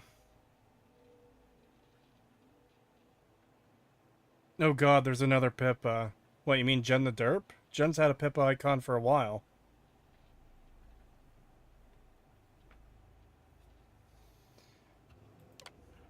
Tentacle Dude is a fake chatter. He's not a real fan of the chat.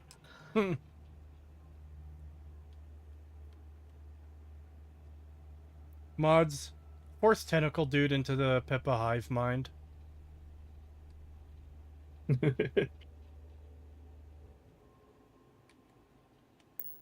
Power cell connected. Report to operations for system reboot.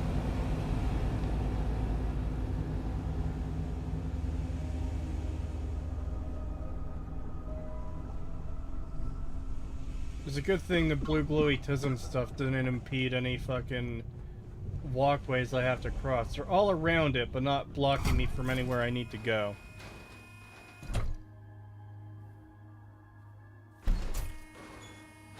In a good game, probably like a Prey 2019 or a Bioshock, you'd get some sort of item that or ability that you can do to clear vortex things from phantoms. this weird goo out of the way Where did they to go? incentivize exploration. Something is wrong. Nah, it's just no, don't worry. That's just the wall. You don't go towards the wall. No! Not now! I have to hold on!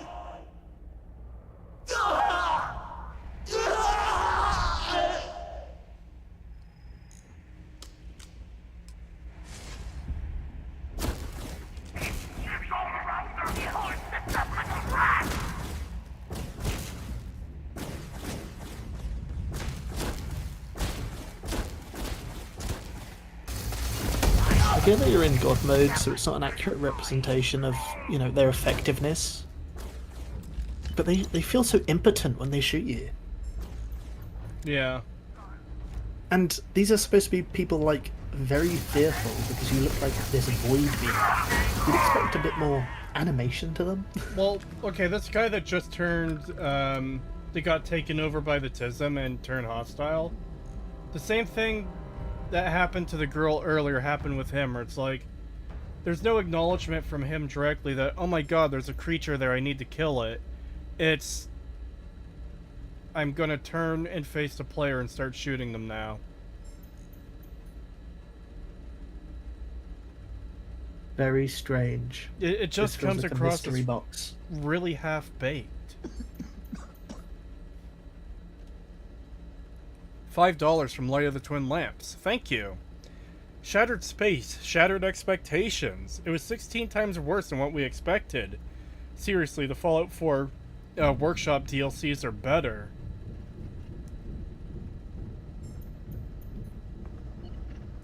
I'm not impressed so far, and I don't know. I feel like for a Bethesda game at this point to impress me, it'd be like a pretty low bar, because it's like, wow, you actually thought of that. Good job. As opposed to, oh yeah, it's just more of the same shit. It just feels real. And remember, this is your big introduction to the House Varun storyline of this DLC. And it's just full of these fucking lame-ass Tism ghosts and these two NPCs that didn't know you were there. They got taken over by the Tism, and then they just snap around and start shooting you.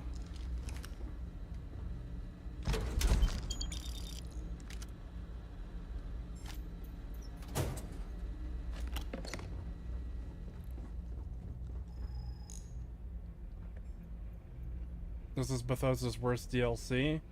The worst DLC for the worst fucking game they made.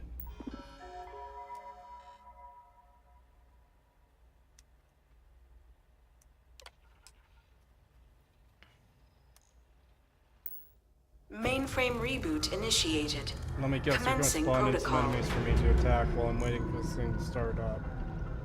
Station lockdown completed. All major systems on standby. Mainframe reboot completed. Warning, station jump procedure initiated. Jump in 3, 2, 1. Execute.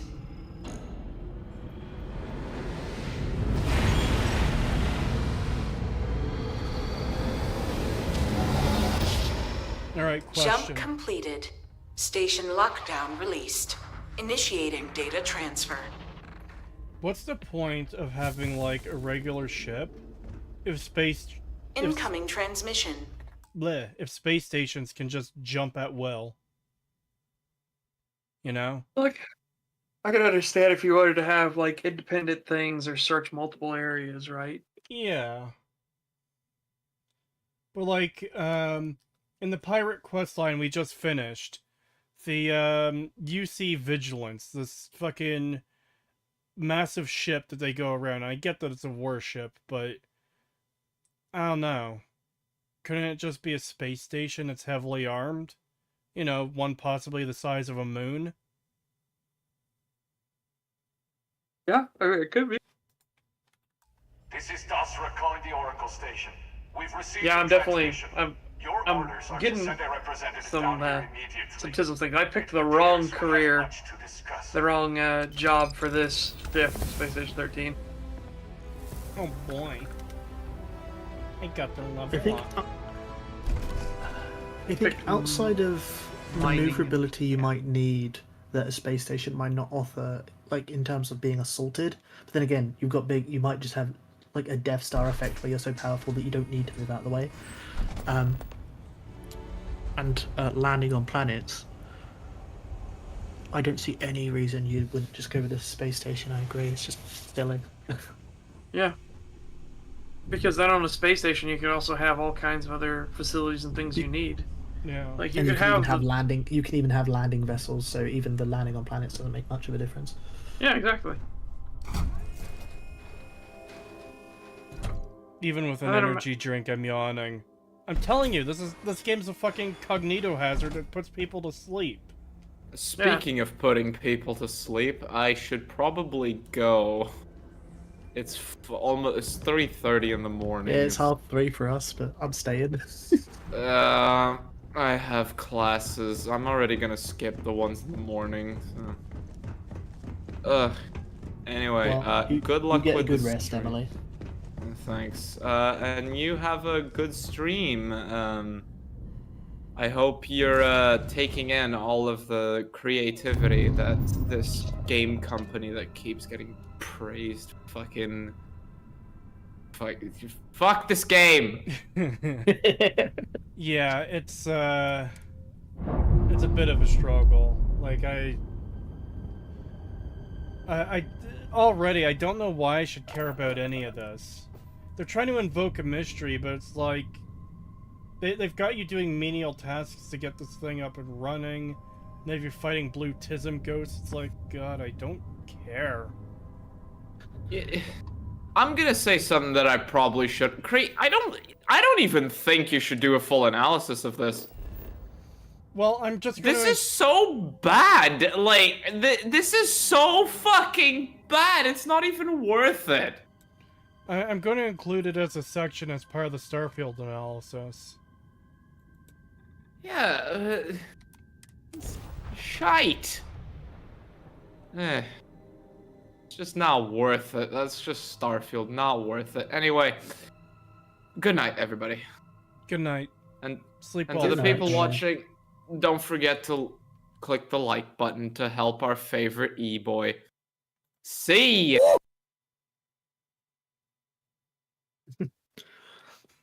I got a who in there right as she left.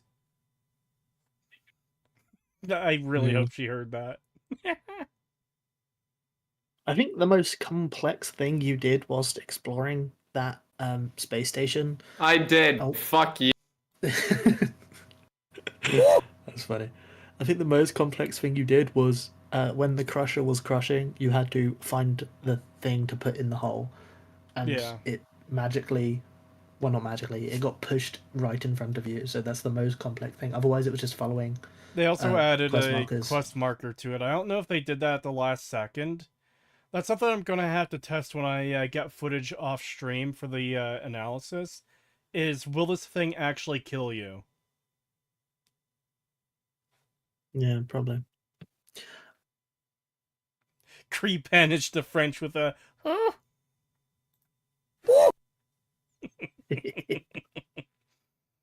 Halfway through the analysis, you should fall asleep and have that be the rest of the video. Tempting, but no. Yeah.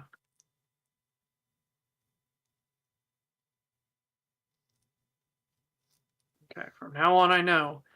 Don't pick mining department. If I'm a cyborg, don't pick mining department. It's awful. False. The most complex thing he's done is the frame perfect gnome. Wow. Wow, I can't believe you're downplaying Cree's achievements. That was sub-frame perfect, I'll have you know.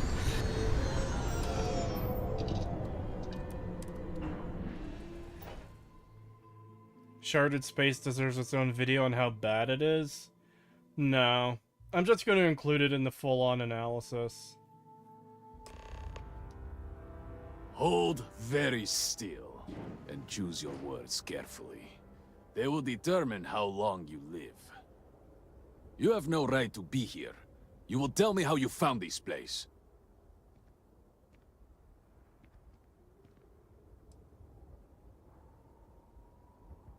No signal should have left this system. But the Oracle was lost.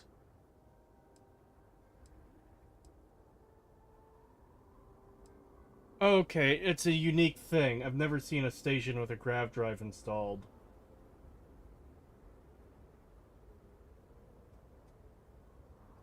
Wait, but why not? Well, let's see what he says. He might give a line to explain it, yeah. It was deemed necessary at the time. We will reevaluate that decision in light of what has happened. Forrest, I think we need not fear our guest. Perhaps, in this time of need, the Great Serpent has delivered us a gift. Counselor, with due respect, we have not had unannounced visitors here in generations. It is a clear breach of security.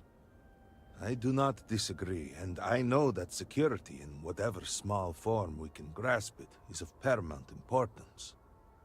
But you must acknowledge the timing is curious. And perhaps our guest's intent should be determined before we take further action. Oh, God. See, I already don't believe these fuckers that they have guests at all. But like, oh, we haven't had unannounced guests in centuries. Like, you have guests. The faction is like hostile to everyone and shoots on sight. What? I do not like the implication that the problem with putting a grav drive on a star station was that it got lost and blew up. They did experiments on it. It didn't blow up just because they put it on a space station. That's a bad reason to rethink putting a grav drive on a space station. I would assume best faith. Shut the fuck up. God damn it, I fucking hate this game doing that shit. I would assume best faith interpretation is that the grav drive activated because of the experiment, and that's why everything went wrong. Yeah, no, I would say that's what happened with the grav drive, but what happened with what his line of dialogue says, it wasn't a mistake experimenting on the grav drive, because what prompted the line was you saying you've never seen a grav drive on a star station before. It seems that the problem was just putting a grav drive on a star station, which, like, no, that should be fine. Just don't pour sugar into your engine whilst you're driving. Yeah. Also, NPCs still have the fluoride stare. There are other matters that require my attention. And then, oh, he's talking again. And then also, they've done that thing which I've noticed in like at least maybe 3 Bethesda quest lines where you show up.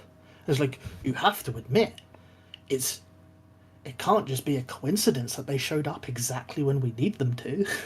It's like, that's so obnoxious. Why does their quest revolve around me? There's certain lines of dialogue you see in movies, books, TV shows, games that are really fucking annoying. That's one of them. Another one Bethesda likes to do is, I have my ways. To just explain, like, how did you do this impossible thing? I have my ways. Shut the fuck up. I hate you.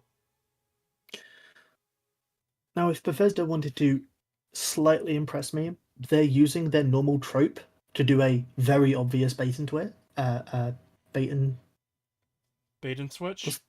Bait and switch, thank you. It's brain. Very obvious bait and switch where they're going to betray you because these are the weird evil faction. But, like, that's like a step above their normal storytelling. It's like, hey, you think we're doing our normal quest line, but actually, we're doing our other quest line where the faction betrays you. Hey, Kree, how are you tonight? Well, I'm playing Starfield. How do you think I am? Hate!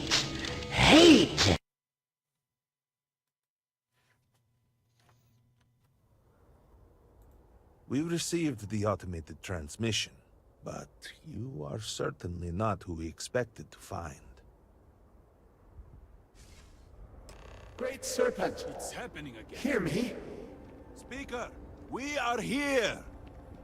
We have reached out to you to seek guidance in our hour of need. The gate in the Citadel has been opened just to seek you. Have I failed you? What is this place? Where am I? Why do you not show yourself? I strive only to follow your command. All must serve. Please, do not leave me in darkness.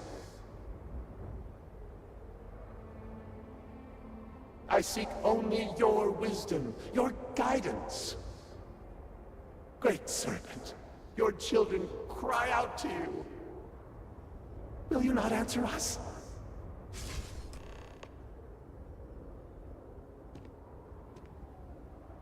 Our leader, Anasko Varun, he has appeared like this over and over. So many of our people have been trapped in this state, these vortex phantoms. But usually they are hostile and lash out. Anasko is different. If only we could hear his voice, some reassurance that all is not lost.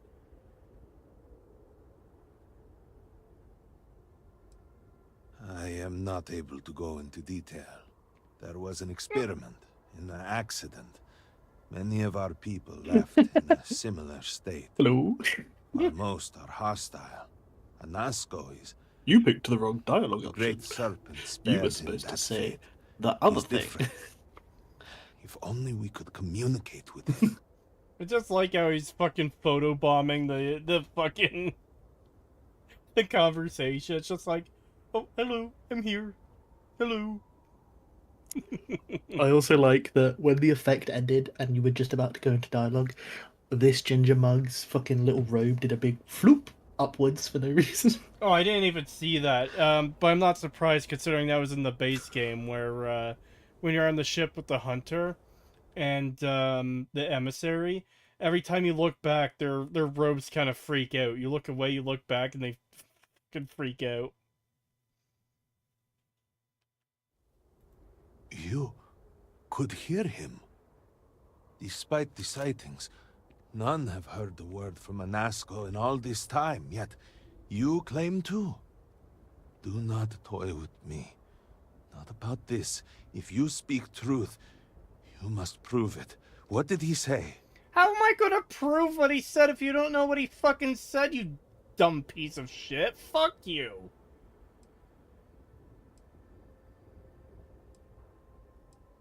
I wasn't really paying attention. Mood. Yep, Should we 100%. perhaps continue? By the serpent. Hold on. I waited too long and he was starting to say one of his, like, annoying, hey, I'm still here lines. He's like, maybe we should continue this another time. It's like, motherfucker, you just asked me, like, one of the most important questions ever. What did your fucking Bluetism ghost leader say, since I'm the only one who could hear it? The experiment was a secret, even to many of our own people. Truly, you did hear Anasko. You have been chosen. Oh my god. People of House Varun, hear me.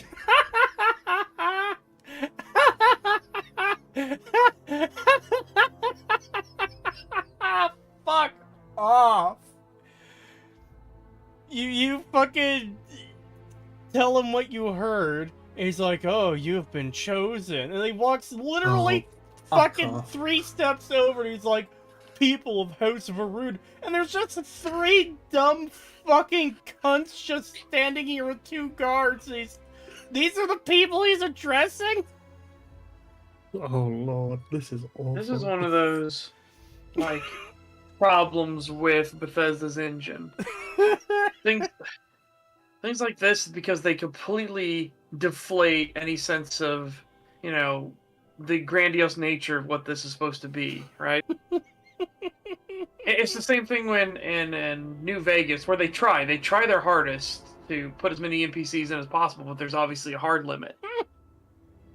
But that's why we were talking about it on stream yesterday. Was if there was a remake of New Vegas, one of the first things I would do is I would take every single settlement and like multiply the population of every single settlement by 10, just to make it look like there are actually people here. There's size going on.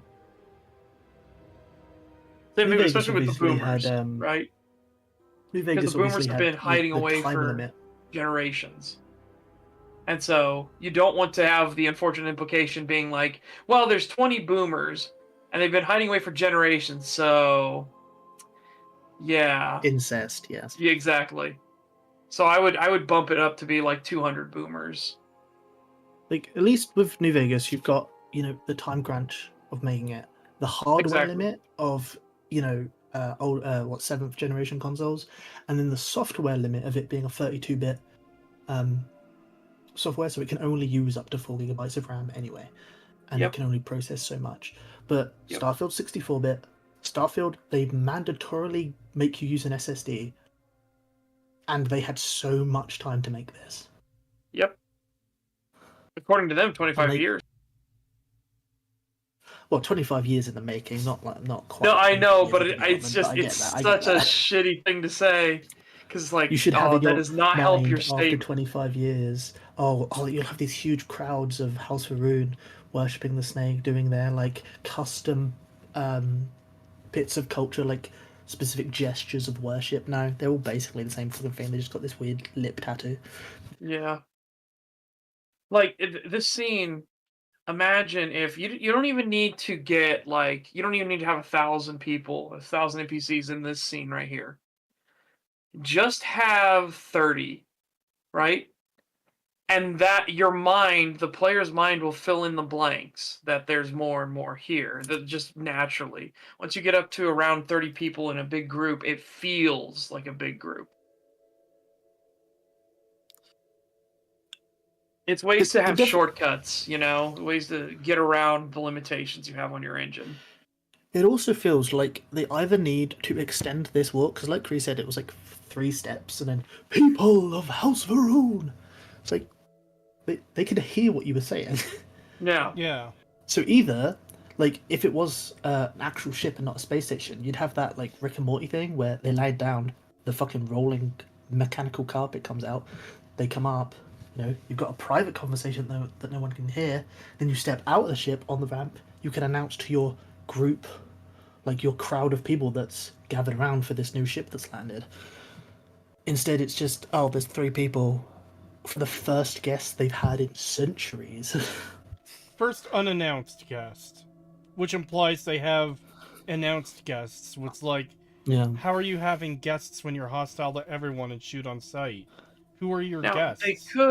They could work that into a thing of being like they have smugglers and people doing deals under the table, things like that. Like that could be a thing. The House of Haroon is the boogeyman out in the universe, and there are people using them to like fearmonger and shit like that, right? Like that could be genuinely interesting. That could be your first like mystery to unravel. It's like, wait, so you're saying people do visit you, but you're always hostile to everything. Who would ever do that? And it's like, oh no, we aren't. We're paid in different ways. There's different things of influence. There are games going on behind the scenes.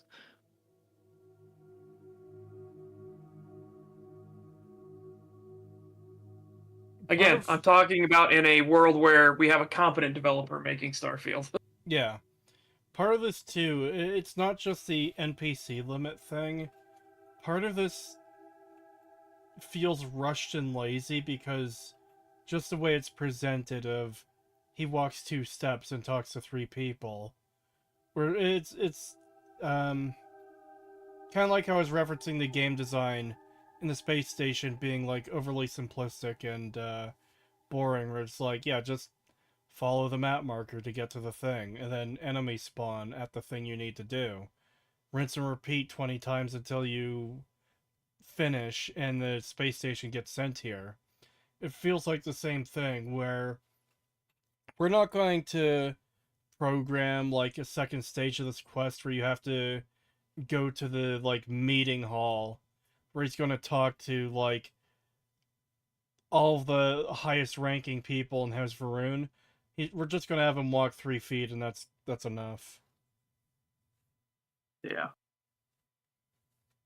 I feel like that's Even what this if- entire DLC is gonna be. Is just this really, like, even by Bethesda standards, subpar, lazy fucking garbage.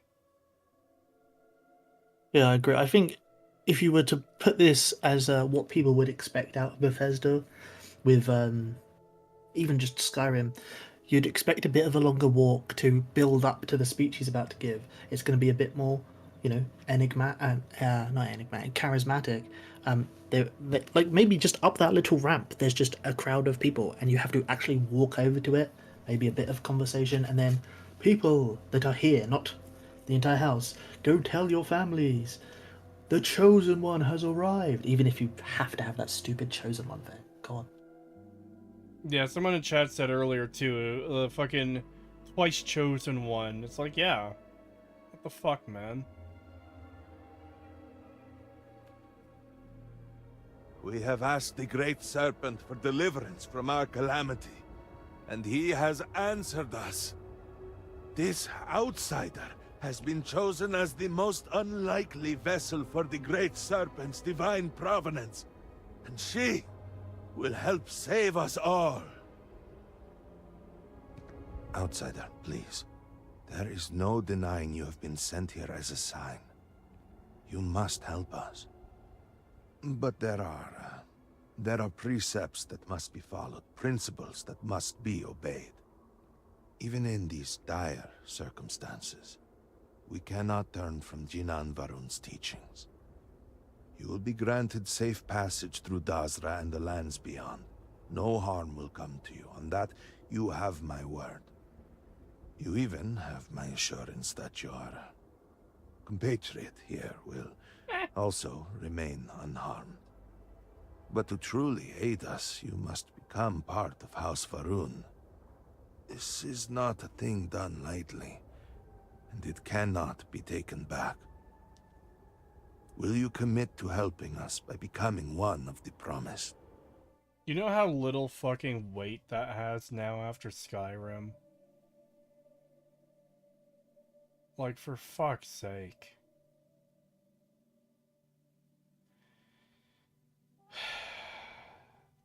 See, one of my big problems with Skyrim is that by the end of the game, you've sworn your soul to, like, 5 or 6 different Daedra Lords or other creatures of, like, infinite power.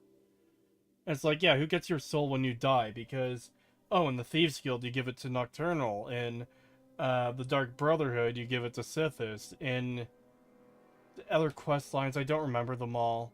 But, like, your soul is owned by, like, 5 different fucking insanely powerful beings. So, it just came across as meaningless when you're constantly signing your soul away like that.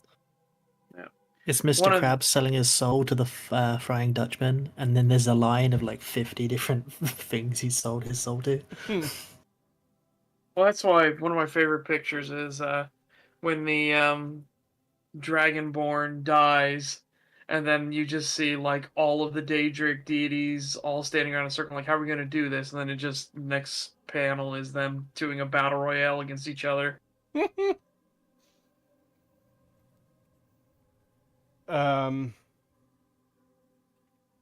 But yeah, the whole thing of you must join House Varun and there's no taking it back, it's permanent. It just comes across as like entirely, especially after doing the fucking pirate faction, by the way, where when you join they say there's no retiring or quitting or leaving or whatever. You're in until you die. But then there's also a character in the main story that is a former pirate, and then that's like a part of that used to be a part of this crew. But also during the pirate quest line, there's a guy who gets fucking fired from being a pirate.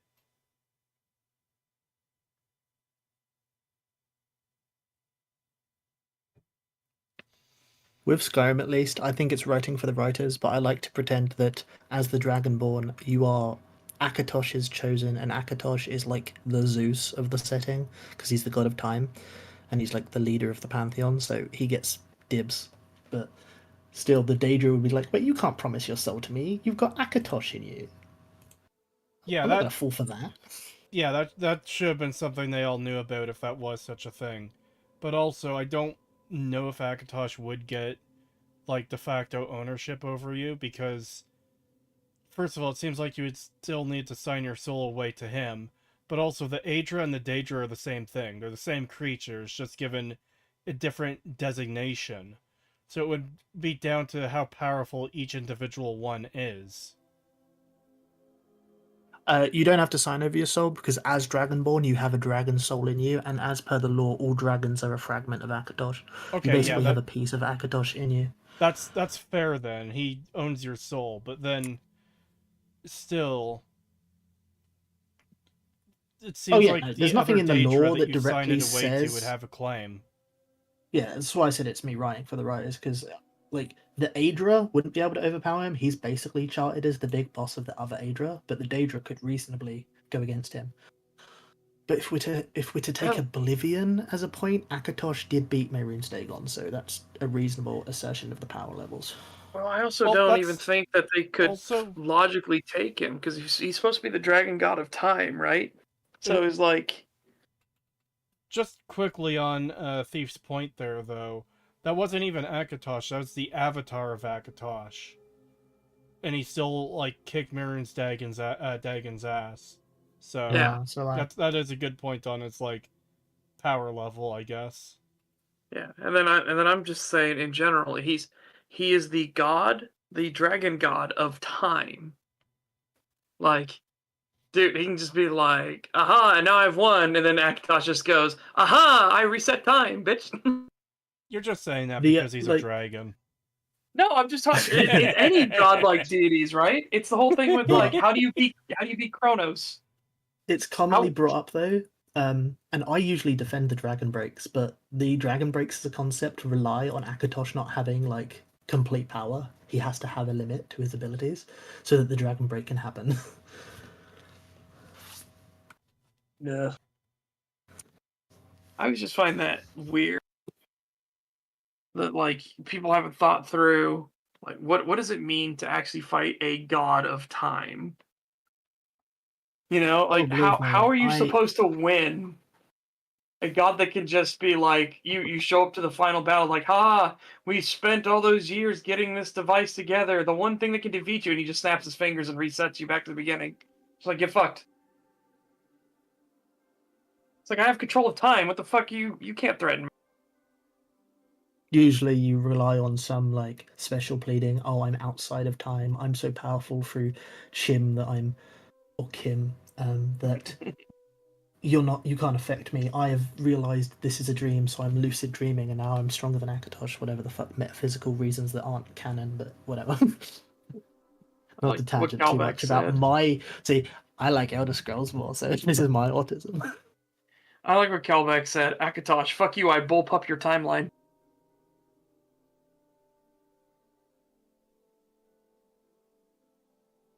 Play Hades 2 to learn how to beat a god of time. I don't know, I do feel like a god of time just should be impossible to defeat by nature of what they are. Exactly. Anytime, it's like Thief said, when you do beat them in, like, stories, it's always, like, some contrived nonsense where their power doesn't affect you for some reason. Yeah. The funny thing is with it, to defeat a god of time relies on time existing for you to have gone through the events of beating them.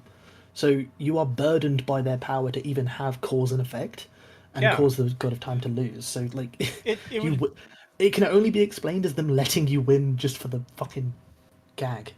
Yeah. And again, like, that could genuinely be an interesting plot point of them letting you win to fool the other gods or whatever reason. There could be all kinds of things behind the scenes going on. There's also the thing of, like, if you're fighting a creature that has control of, like, all of reality, you're just fucked. You can't win. It's literally impossible. They control reality.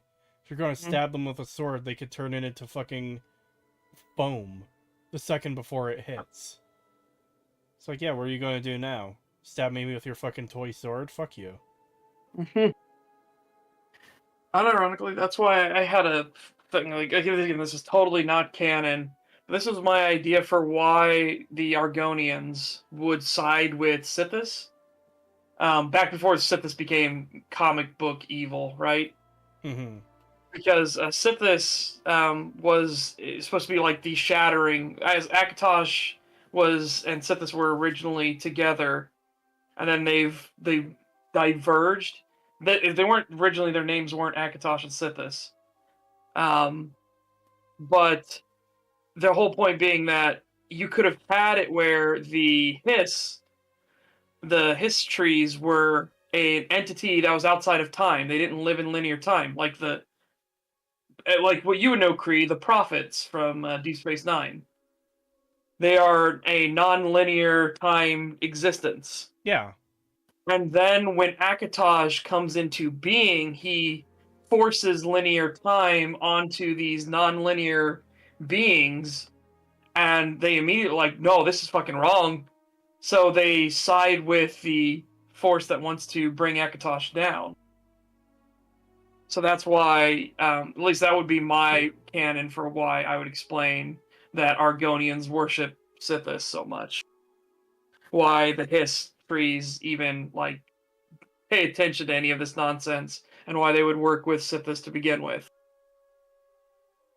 Deus Vult Infidel, I have watched many of Olinol's Elder Scrolls animations. I'm sure many people have, especially the Pelennor Whitestrake murdering all the elves one, which is really based.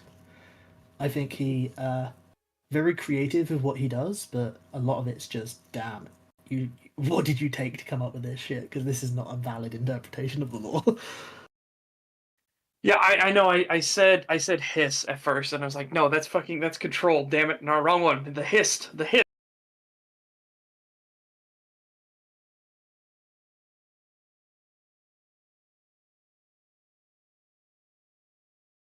What are you eating there, Mr. Ketosis? Kelbeck. Ooh. Kelbeck says, Setch explains how all this works. Kree's model borks out like he's having a stroke. He's making sense of the timeline. Quick, I must die. Someone asked about Dragon Breaks, and so the way I see it is that powerful enough entities basically make Akatosh stutter, and because he stutters, time kind of goes out of loop, and so he has to flatten it back together, and that's what he does with the Dragon Break after Daggerfall to Morrowind. It doesn't make all endings canon, it makes a new result that allows the events to coincide together. I've always hated Dragon Breaks. I really have. Yeah, I think they didn't need to do it. I like how it is in. I think it works going from Daggerfall to Morrowind. But the extra ones they add is like, no, this is silly. Why did you do this? Mm-hmm. Oh god, you know what that reminds me of? Has anybody here watched that really awful YouTube channel that died out, thankfully, but it was called Lore. And it was just their entire thing was like the entire Elder Scrolls lore in a minute, and the entire Fallout lore in a minute, or things. I hate those kind of gimmick videos where the entire point is like, let's ignore everything just so we could say, hey, we did this thing in a short amount of time. Yeah, exactly. One of the things early on with my long videos is I would say something to the effect of, yeah, you can't condense the entire history of the human race into like a 30-minute video. And I had people saying, yes, you could. Someone did it in this fucking thing before. And it's like, okay. How much are they fucking skipping or missing or just, like, brushing by? Or, like, barely mentioning? You know? There's obviously a place for videos like that with the Bill Wirtz, the entire history of the world, I guess, videos. But there, Those are that's done supposed to be mostly a for comedy. and Yeah. the simplifications are part of the joke, not just I need to crank Yes. this out so that someone can. It gets recommended in the YouTube algorithm, and I get millions of views. Exactly. Like that stuff is done as a joke. Lore Channel, a Templin Institute? No, is this kind of like the precursor of Templin Institute? But they would do shit like that. And I remember their Elder Scrolls one was infuriating because like at the end of it, he's like, "Oh, and by the way, if you're wondering, are the Elder Scrolls important? No, they're not important at all." And they just go on. It's like, what? Fuck off! Like, even this is already like this is a post Skyrim world. The entire point, part of it, is to get the Elder Scroll. Yeah, it's Oh my weird that god. Bethesda made Elder Scrolls more important than they were. They were basically just records of what happened. Then they Yeah. turned them into magical devices in Oblivion and Skyrim. It's like, no. Yeah, and then, but again, that's part of what made it frustrating for this lore video is that, like, this is a post Skyrim world, so you already have Oblivion and Skyrim that make them really important. Oh my god, and then their Fallout one was by far one of the most atrocious examples ever. Because they just got everything wrong. Like, everything. It was baffling.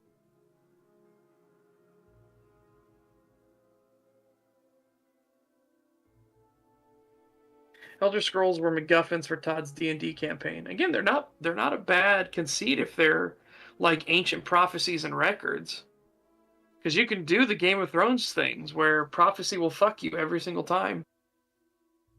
The Elder Scrolls, as presented, were that very tropey fiction device where it's like, oh, this is a record of all that will come to be, all that is, all that has been. Just this magical like thing that tells you the history of something. Mm-hmm. And to read it, the reason part of why you would go blind is in that reading it, you are reading all of that information. Yep. That actually gets used as a plot point in Elder Scrolls Online. Because the Emperor vanishes, which is what causes the entire conflict to begin and kick off between the three factions. And it turns out it's because I get that the he game read got the Elder better. Scrolls. I get that the game got better, but do not mention Elder Scrolls Online in my presence. Why? Oh, I just hate what it's done to the UESP. I look up a basic piece of information and it's got 50 citations from ESO because, oh, we added this character that was not around in this time because we needed key jangling. There's a funny joke that there's a page on the USP for all of the lore about sex in the Elder Scrolls franchise.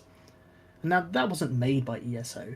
Even Daggerfall had some of that with the Khajiit stuff. But, like, 90% of the citations on that page are all just ESO. It's like, please, no.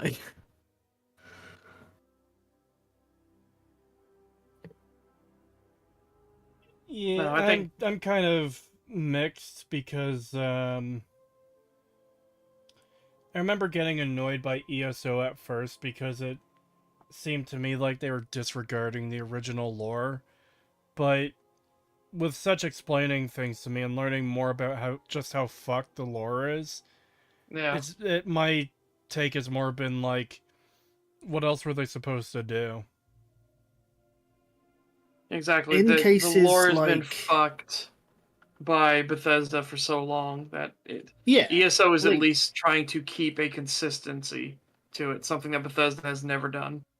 Because yeah, I can't tell you how much it pissed me off when I first heard ESO's lore master say something like, "Oh yeah, the games so far, they're just fanciful portrayals of what had happened."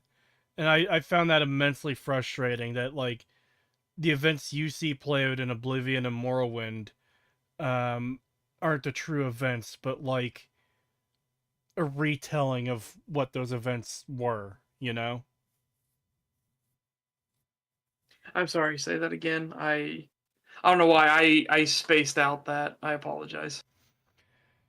It pissed me off immensely way back when ESO first came out, when their lore master said that the games so far had just been fanciful portrayals of the actual events that take place within those time periods. So, essentially, everything you see in Morrowind isn't actually what was going on there. It's just well, like he said, a fanciful portrayal. It's basically like a fucking. My read on it is a movie where it's like based on a true story. It's like barely has anything to do with what actually inspired it or whatever. Yeah, I can understand that being a thing, but like I said, there's so much inconsistency and so much contradictions through everything that. Yeah, that's why I came to realize later. Yeah. Outside of the things that most get complaints, like turning Cyrodiil from a jungle into generic plains, changing some specific things in terms of where places should be, for the most part, most law contradictions come from alternate viewpoints in books. It's not until ESO where we get major additions and alterations to just things we know about a character is not the same anymore. This character that had this entire experience that they should have told you in Morrowind just didn't they didn't tell you about, but it happened because ESO needed to pull in a bunch of the characters from Morrowind to Keyjaggle. I disagree with that entirely. The Morrowind expansion, Vardenfell, was genuinely fantastic. I don't They think made that it was key the jangling Saints. anything whatsoever. They made the Saints of the Dunmerry culture a raid boss. I mean, I saw a video talking about the Morrowind expansion. There's definitely some tisms in there that frustrated me. I should probably get back to the game though. Probably, yes.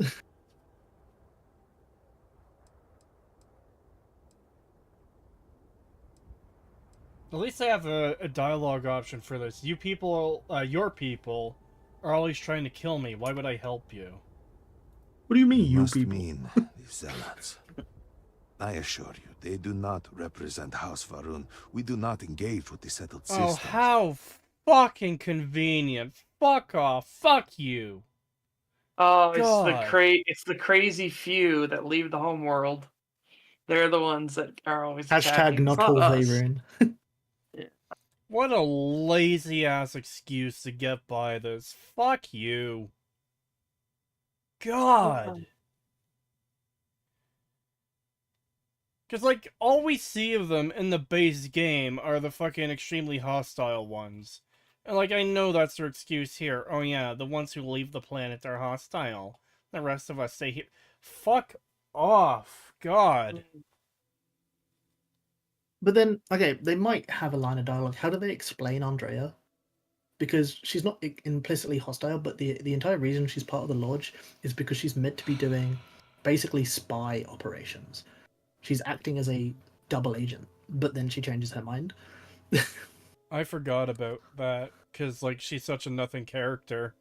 Yeah, and not only that, in one of the fucking, gay-ass alternate timelines you can rarely get, one of them is House Varun wiping out Constellation, and she's there with them. So, she's a part of the Splinter faction, and then leaves the Splinter faction, and I guess leaves the entire faction altogether. What?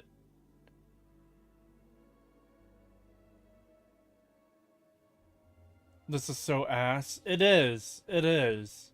Fucking... I paused to talk about something like 20 minutes ago, and we got off onto a big tangent. I hear one more line from this dumb cunt, and I have to pause again. Fucking hell. They would attack us just as soon as you or anyone else.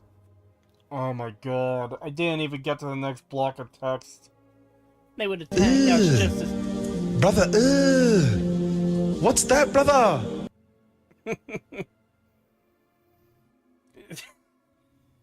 Fucking, they would attack us just as soon as anyone else. What? Wait, if these people are so fucking hostile and a part of your, like, faction, why have they not taken over your home planet? What? Yeah. And if I don't get it. Hold on, there's also the fact that, like, the leader of House Varun is this fucking blue tism ghosts that I heard and he couldn't hear. But there's a splinter faction that's just as hostile to them, meaning there's a splinter faction of House Varun that is hostile to the core group that has their leader in it. What the fuck is this? Yeah, I just... ML, come the fuck on. At least try, please. I'm begging you. And they would These certainly House never Varun extend are an the offer to Catholic join them, equivalent because they worship as I the do Pope now of in their this religion, time. whereas the splinter faction are the Protestant equivalents because they just randomly attack people. I have no idea about religion. All that just went over my head. It's not even a good comparison. I just that like they worship the snake directly maybe, and these guys maybe just worship their Pope that's talking to the snake. But then why did they still use the same name of Varun when it's the name of, like, the dude who's running this other faction? I am in Emil's corner right now. Please don't throw a single punch because I will fall immediately. I have no defense here. I'm playing devil's advocate, and the devil's a fucking retard. Will you? Excellent. Please, come. Like I said, they could have genuinely had it be like there's a lot of wheeling and dealing going on behind the scenes you're not aware of. Like, yeah, we're hostile to everyone because we're acting as the boogeyman for the interests of like these different governments that are trying to vie for power. Right? Like, oh hey, you can't have an independent colony out there, you need to be under our protection. Oh no, it's fine. There's nobody can fight us. We can actually hold our own. And then House Veyroon shows up and attacks the colony, and then they're like, okay, yeah, we can't defend on our own. We need to become subservient to this government or that government, right? Yeah, and there are ways to do this, and then make it be like, yeah, we're just basically the hired muscle. We're not actually like that much of religious fanatics. We're just an easy scapegoat. And in the meanwhile, they're funneling us all kinds of money and funds and supplies and things like that we want. So it's a win-win for us. That wouldn't work though, because you can build your own colonies, and that would immediately break that piece of lore. No, I know. Like I'm saying, it's an example. I know. Yeah, and you were flexing your writing muscles. Competent thing, right? And I was just looking at the screen that's on Kree's stream, and I'm like, wait, this is the Rebel Moon woman. Do it, kill her. I just don't understand why sci-fi people always have to dress like they're fucking weirdos. Yeah, and then have like really shitty haircuts too. They have like the bowl cut. It's like, why? Why would you do this to yourself? Why would you inflict this upon everyone else around you who has to look at it? Yeah. Like, what made you want to wear that? Why did you think that looks good? And it's like, I know aesthetics will change and everything like that, but we still have the tuxedo. We still have the 2- and 3-piece suits for a reason. Like, I don't get why you would have these. Why all sci-fi has to have these fucking retard. It looks like he's wearing a sweater, and then he's wearing like a weird ass sci-fi poncho over top of it. That's a he? That's a he. Oh my god. Yeah, no. I didn't get that at all. A member of the High Council of House Varun. Oh my god. I have been asked to represent the council in this moment. Please, enter our city. You have my word that you will not be harmed.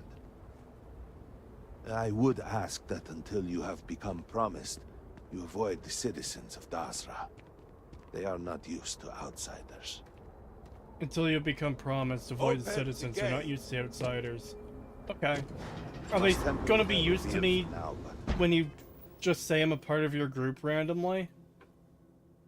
Like, how's that gonna change anything? You're still an outsider to them. Yeah. Again, another interesting potential they could have had, where you had some people that were in the know were more trusting of you, and then other people that weren't, like, attack you or do stupid shit, right? Yeah. If I Fuck walk around up and to the find first out. person and he doesn't call me an N-word, this isn't a real fucking video game. Yeah. It was the center of an explosion of sorts that has annihilated most of our city. We have lost many of our brothers and sisters. I believe we are still in danger.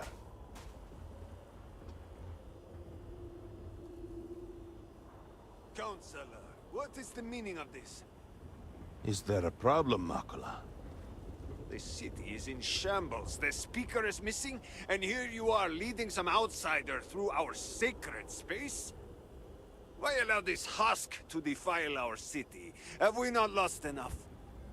Have faith. I believe this outsider was guided Yeah, here that by the great reminds me. serpent himself. Because the chat said, are So- they supposed to sound Slavic? That reminds me of, and I'm not going to go any further with this, but in Halo Reach, all of the farmers were Hungarian. Hmm. It was like, why? It was so weird. Sacred space. It's a street. Don't you know, Kree and Tentacle Dude? It's their designated shitting street, okay? It's sacred. Serpent willing. Also, like, They their will whole be thing one is of us. snakes, right? But Like, I can I be don't know. sure I'd and pass find your it'd be concerns more on interesting the if they rest of had the like High Council. winding streets and things like that, to be like a slithering I serpent that apologize goes all the for the way up, interruption. things like that. You know, stuff that That is a looks more ritual like intended for converts to the emphasis promised land. on It has not been snakes, performed right? in generations. Even just like snakeskin stuff, like have the tarps be snakeskin pattern, just because. Every line of dialogue is fucking frustrating me to no end. Oh, joy. Okay, so first of all, I was just looking around, like, what few buildings are here. And similar to the space station, where's all the fucking snake iconography for your snake religion? You'd think Yep. it'd be all over the place, but there is none. This motherfucker just said the ritual we're about to perform for new initiates hasn't been done in generations. Wait, no, wait. So there's two problems with that. Number one, the fact that you did do it, so you did let outsiders in before. But two, why wouldn't you do it for children growing up and it would be like a rite of passage into adulthood? Yeah. It tends to be what like religious communes do. Yeah, like baptism. Kinda. Yeah, it's very strange. Very, very strange. We are fortunate that there are those still alive who remember the old ways and have remained prepared for such a moment as this. We are fortunate that there are some alive who still remember the old ways and have remained prepared for such a moment. You've been prepared for generations. Generations! To do a ritual to introduce someone into your fucking crazy-ass religion when you haven't done it in generations.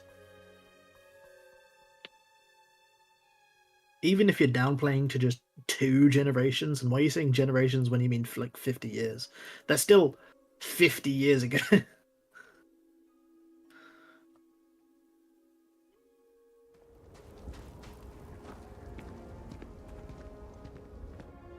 Maybe they breed quickly. They're fucking humans! Are you really not walking up the stairs because I'm standing on your fucking sacred rock? Oh my god. You must stay behind him so Elbinaza. that he can walk ahead of you. Suspected we might find you here waiting. I saw the ship landing. I knew immediately that I would be needed. Indeed you are. This is Inaza Kaisir, Herald of the Serpent. She will guide you through the ritual.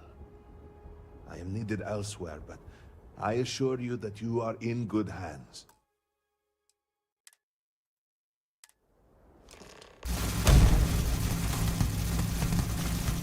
What is going on?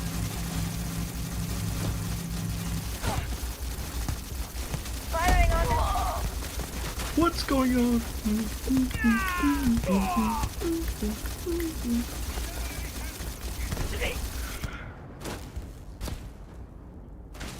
I'm sorry, what just happened?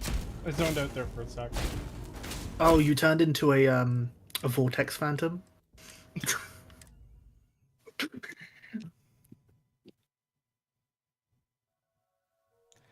God, this is ass is the most appropriate quote for this game. Yeah.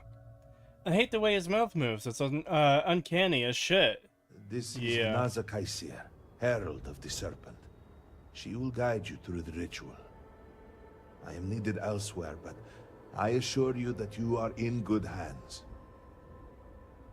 He just watched Joker 2 and acted accordingly. Ah! So, the Great Serpent sends you to me. Know, Husk, that to walk the Serpent's path, to enter the sacred cave, there is no turning back. You will be forever changed. This is a path you must walk of your own free will, alone. Will you step forward and emerge anointed, one of the promised? Then enter, and I shall guide you along the Serpent's path. But this is a journey you must undertake alone. Your escort cannot follow. I find it funny they keep referring to my companion, even though I, like, use console commands to disable him because he's pissing me off. That's funny. I will await you at the end of the Serpent's path. Oh god, is this gonna be like a gay-ass Skyrim dungeon where I have to do, like, a super simplistic puzzle? And that's what, like, proves to them I'm worthy of being... Before House Harun, there were humans. Hold on. First on Earth. And that's what proves to them that I can, like, be a part of their gay-ass religion. And then once they complete it, they're like, oh, no one has passed that challenge in centuries. It's like, okay, sure, fine, I guess. Then scattered among the stars. It'd be very funny if they did double dip. And We haven't like done all this in humans, generations. And also, they were lost. no one's passed it. So, well, yeah, you haven't done it in Wandering the generations. dark, looking for a path.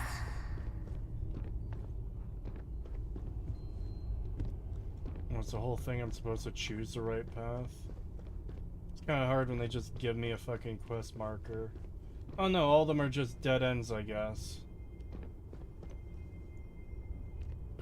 Oh, I get it. They're dead ends because there are skulls there. Very funny. There does seem to be bones in every single dead end. Is the puzzle to grab all the bones and build the skeleton?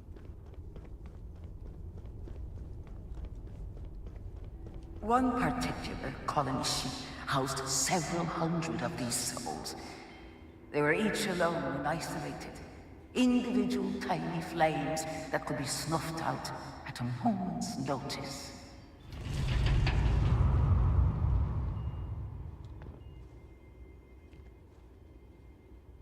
No, I can't pick which candle to blow it. I have to blow out that one in particular if I want to blow one out.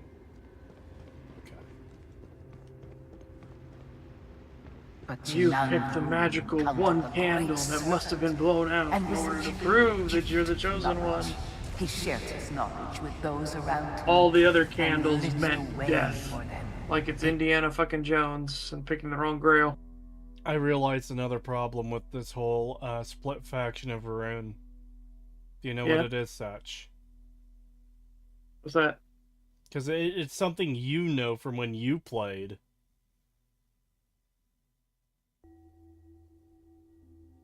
Oh god. Make me call back to that. There were 3 stories. One that was told Oh, to... yeah. So, wait. That means that one of the necessary stories was told to the hostile faction of Varun? Yeah. followed his guidance, and his Like, it doesn't fucking work. Like, why would the super hostiles, the fanatical terrorists, like, why would you tell it to them? Well, I mean, one could reason that something happened that made them go fucking super radical hostile mode, but they may have learned the story prior to going radical. I hope so. But it's Bethesda we're talking about. Well, we're not going to know because, like, what are the chances they're going to reference this random thing in this storyline with these characters? Probably not, because it's not relevant to the story they're telling here. Yeah, it definitely feels like what we got as to why they're hostile and these guys aren't is just they're just the bad guys. They're the zealots. That They might be- believe super hard in the Great Snake. Yeah, as opposed that might to... be the total we get. Yeah. Kree, are you going to do an analysis of Oblivion? Maybe at some point if I can find the time. It's one I would like to do, but I've just got so many other videos that I want to do that take priority over something like that. Kree, what's your opinion on the music alone? It's honestly something that's faded so far into the background, I'm barely paying attention to it. Anytime I have noticed the soundtrack, it's been generic and boring, I guess.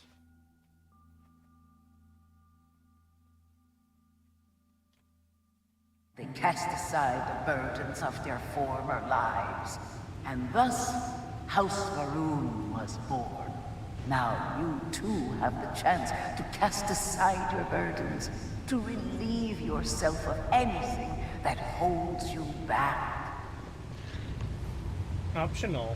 Cast aside your burdens. What do I sacrifice? Oh, I can actually sacrifice items. Or not. Oh wait, there we go.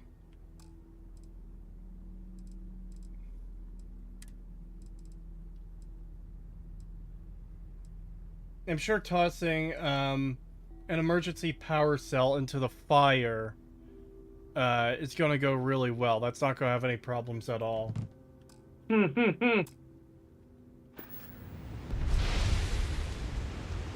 Bruh.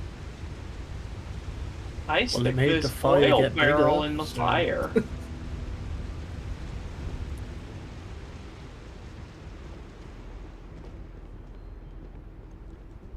The people's hopes and fears and dreams were entrusted to the Great Serpent.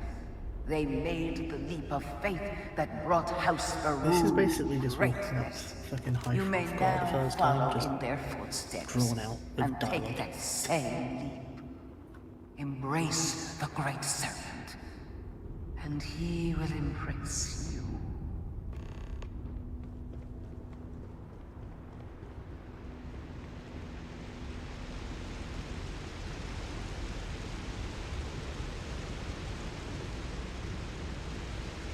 How much of a leap of faith do I actually need to make? So, there's a side passage where you could just walk through. Or you could take a leap of faith for this jump you're probably not going to make, but maybe they'll do some gas thing. I wonder if I just walk off the edge, they'll be like, yeah, that's good enough. No. I'm actually surprised. It's a video game, you always take the leap of faith. Not always.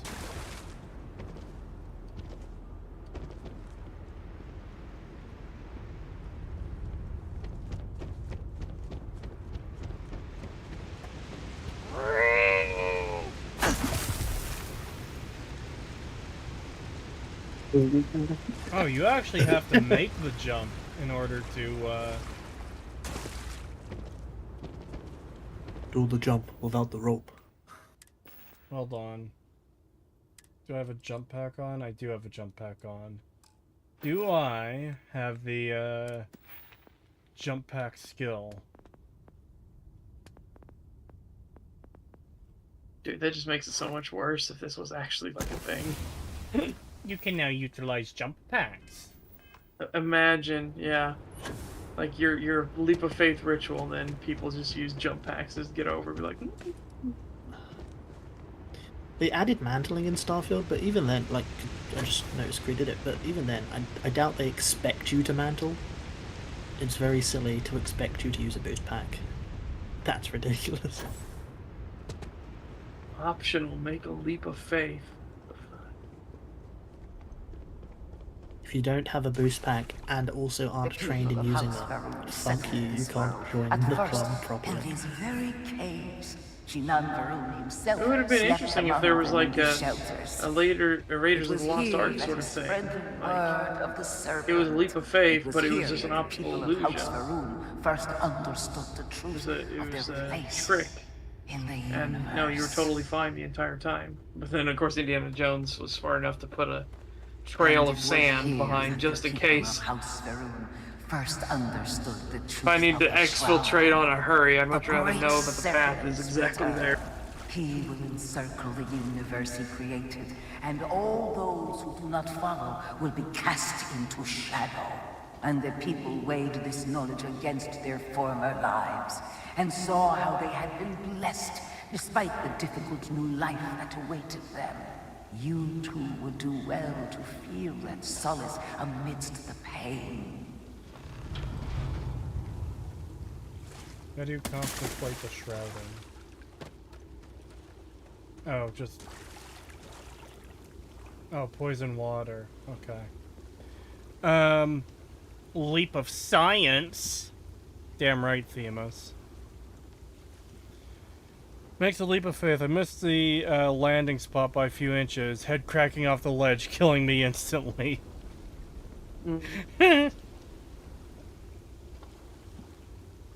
His faith was not strong. You are blessed by dying. You get to join the serpent early. However, someone needs to go in the cave and remove the dead body. In fact, given all the skulls all around the place, maybe they don't remove the dead bodies of the people that fail their jumps and accidentally drink the poisoned water and other such things. Yep, corrosive liquid pool. It isn't even poison water, it's corrosive. Bethesda, you know poison and corrosive are two different things, right? And of course it's affecting me, like, through my spacesuit. Which doesn't get Until damaged. the day comes, we are the voice and the hands of the great serpent. Our every act a sacrifice to hasten his return. Make now a sacrifice to prove your devotion. And remember, whether in life or in death, all must serve.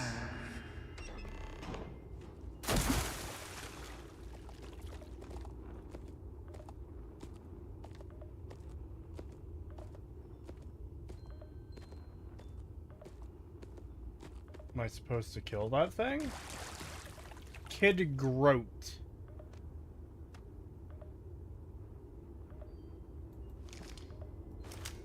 Lighter whore.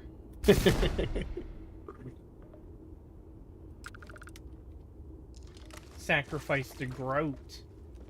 For some reason it has to be a Groat instead of a goat. Because fucking all of Earth's animals are dead apparently.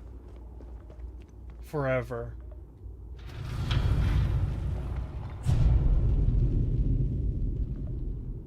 This is some deep storytelling.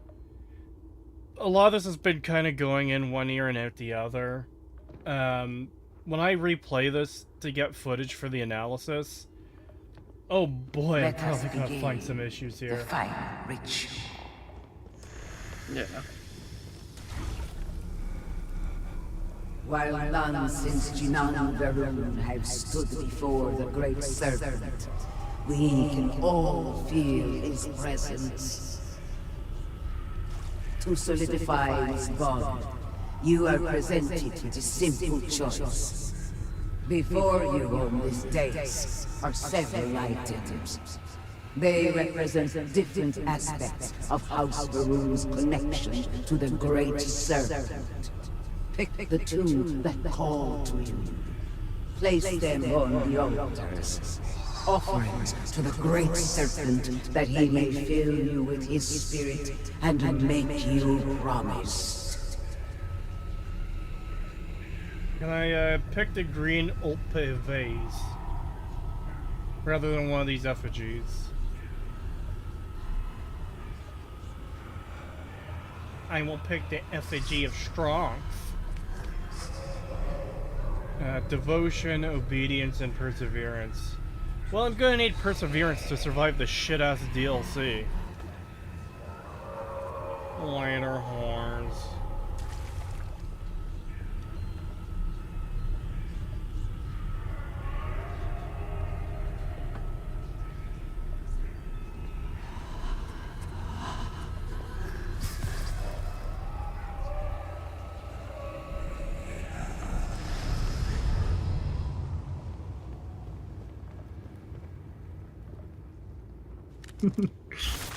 Oh. Crew. Hmm? Do you know what you just did? No.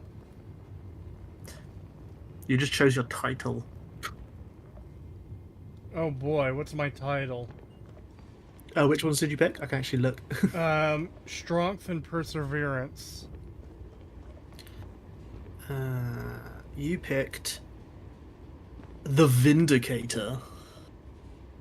At least it's a cool title. But that's it. You just picked a name. They will now refer to you as that name. That's what all that was for. Yep.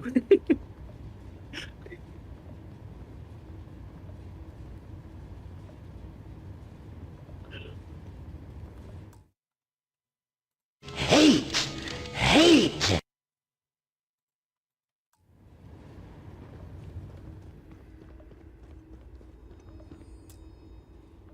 And so you arise, one of the promised of House Varun. Did you feel the great serpent working within you? Do you feel born anew? I felt the urge to kill myself increasing as I play this garbage. Other than that, no. I exist only to serve the great serpent. I just want to help. I'll do whatever I need to, even if I don't believe in it. I feel the same as I did before. This was a waste of time. How salient of them to give you an option that everyone should choose. This was a waste of time. You know, part of me, like, hold on, I'm gonna open the console so she doesn't talk over me. Whenever I see options like this, there's just that instinctual part of me of like, God, I don't want to piss off the faction I'm doing a DLC for, in case, like, I say the wrong thing and they kick me out and cut me off from the rest of the DLC, because you need to be fully on board with their bullshit.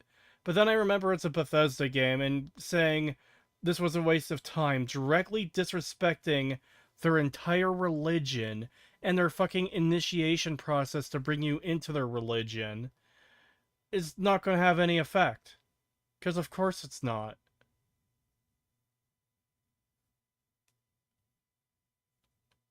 Yeah, pretty much.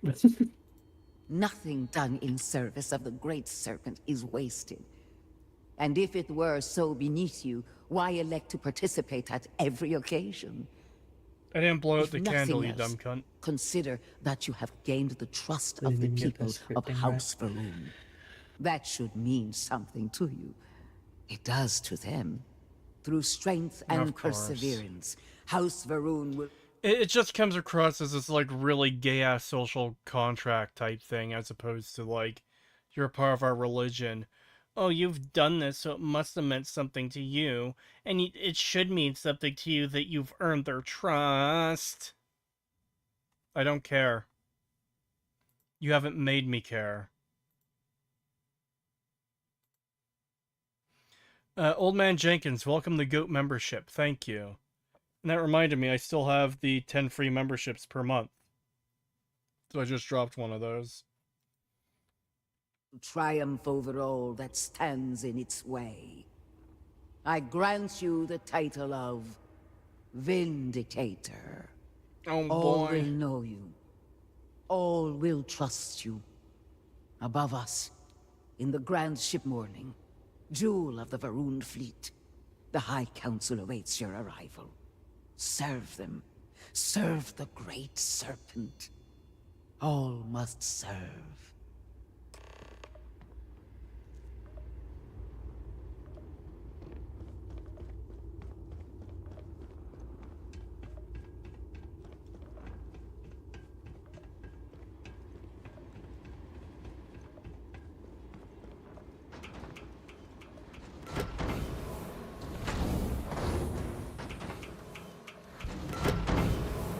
I like your analysis videos. Happy to support you making more content. Thank you. It's very much appreciated, man.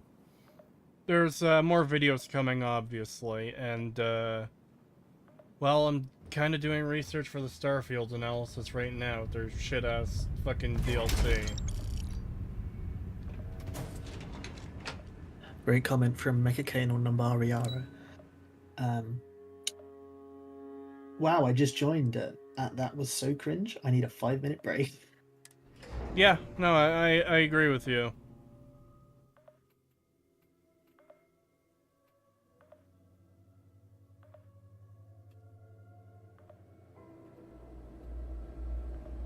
Okay, so here's a question. Seth, you remember when we watched the, big E3 reveal for this... Not reveal for this game, but, like, where they talked about a bunch of aspects of this game when we first learned about, House of Varun, and how they worshipped, like, the big snake in the sky? And I think we said stuff to the effect of, like, yeah, there's gonna be a boring-ass faction with nothing to them.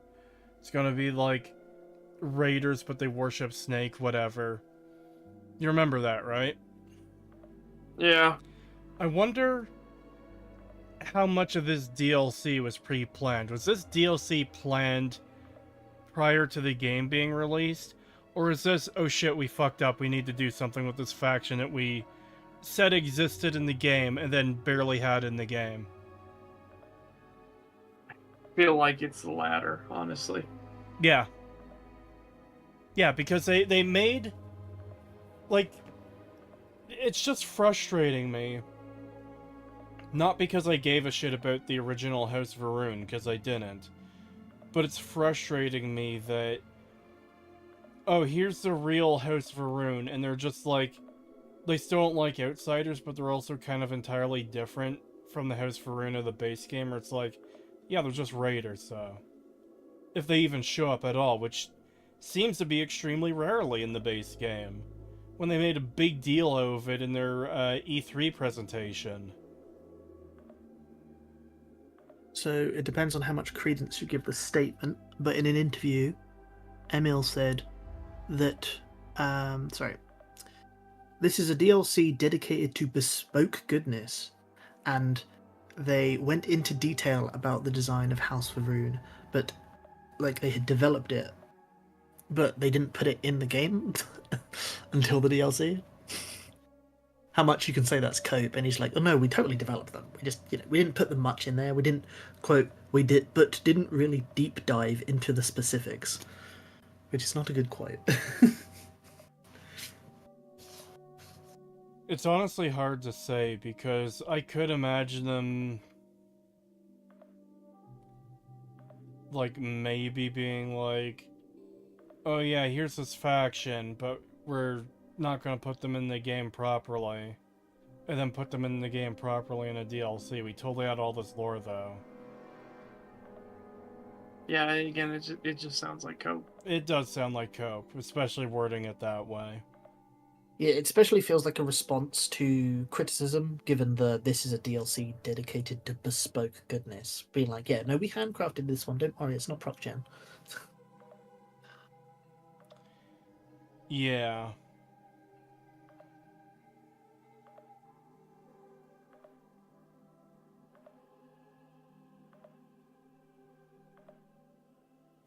God, how much of this DLC is fucking left? I'm already sick of this shit.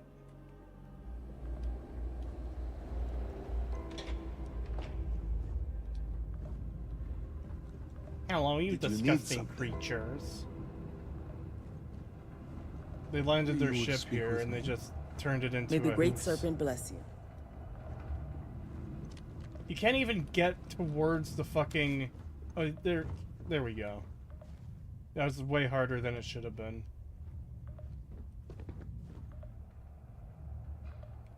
Oh god, you're gonna have to go to that Tism orb, aren't you? Oh, look at that. Isn't it so stylish? Yes? Did you intriguing? No. How may I assist you? Welcome, Vindicator. You stand before what remains of the High Council, advisors to Anasko Varun. We are all that is left after the disaster that has befallen our people. I represent House Dulkef. Jamal is from House Kadik, and we are joined by Lovek of House Vital. We are, all of us, hopeful that your arrival in Dazra and your clear connection to Anasko Varun, for the first time in weeks, represent some semblance of hope. Okay, here's a question I have as well. Shouldn't the DLC tie into, like, the main story in some way, in the sense of, like, what does this have to do with the Starborn?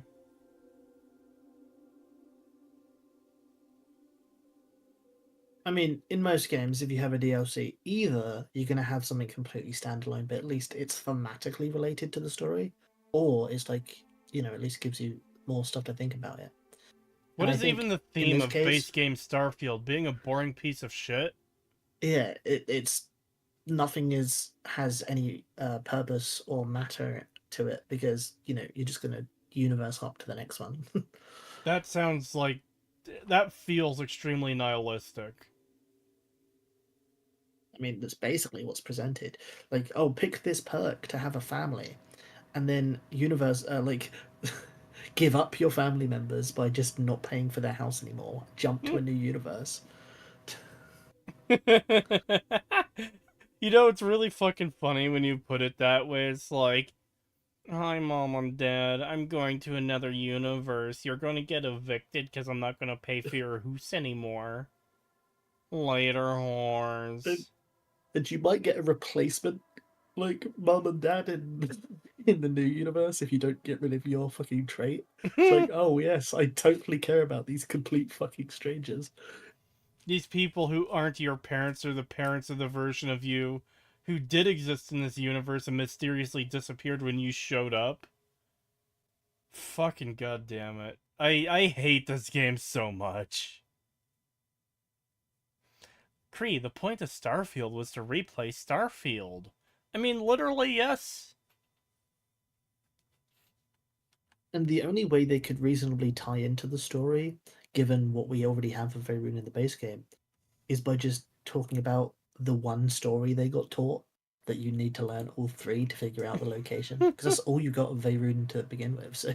But that story doesn't exist for any purpose but to lead you to some fucking hobo shack in the main story. So they don't have any, they didn't leave themselves any hooks to connect to, other than, oh, there's this faction, but we don't want to tell you anything about it. We've totally developed it, though. Okay, it's just going to take us several months to release the information that we totally have Several right now. months? It was over a year. Yeah, fair enough. 12 months. A year. Okay, we totally have the information right now. In fact, that's a good question. Wasn't all of Fallout 4's DLC out within 6 months? Let's see, shall we? Go to Wikipedia. Go to downloadable content. The last one was Nuka World, which was August 30th, 2016, and the game released November 10th, 2015. So all their DLCs wrote in less than a year. Yeah, about 8 or 9 months ish. Yeah. And this was their first one. This is their first one, and it took a year to get out. Like, man, they should just cut and run at this point. Abandon this entire IP. Like, literally just give it away for free. Because, like, continuing to have association with this thing is just damaging you.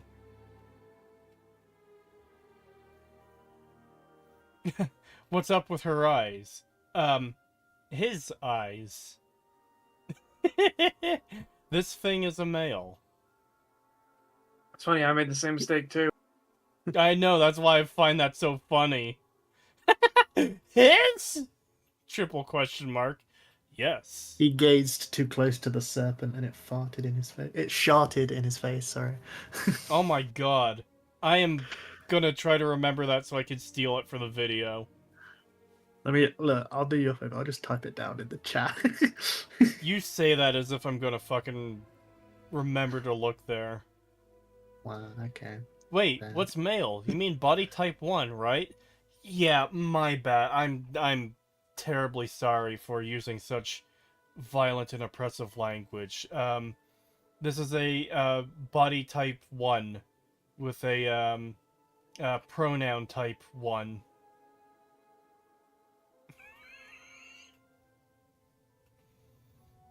In space, no one can hear you, Shart!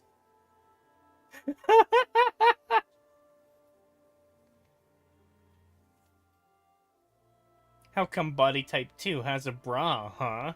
For decorational purposes.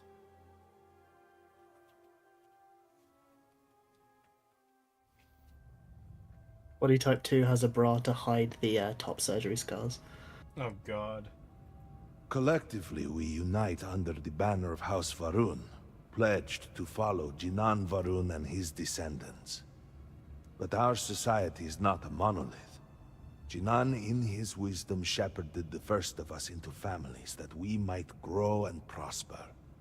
Our 3 families have for generations now helped to govern the people of House Varun, and offer counsel to our leader.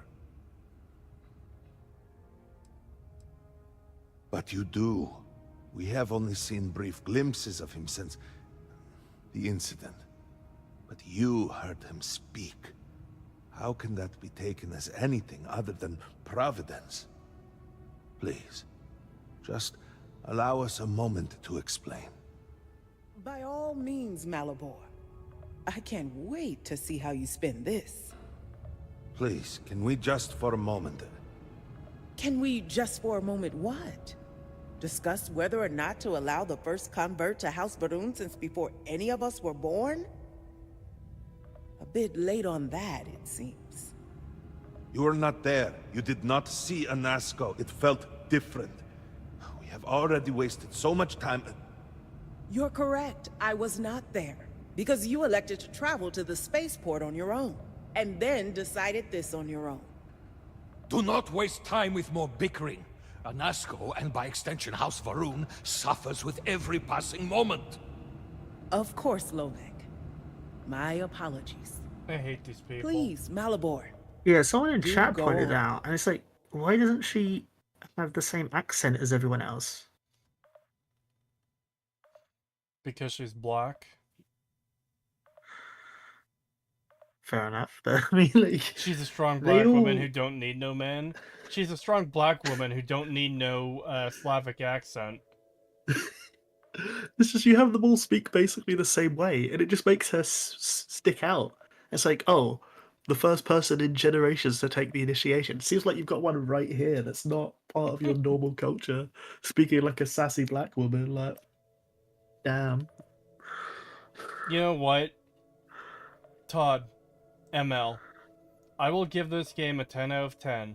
I will take back all my criticism of this game if you make her snap her fingers in a fucking Z formation. Mm-hmm. Do it.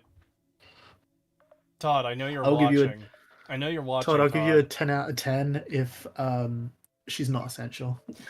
Someone in chat said, "Oh hell no."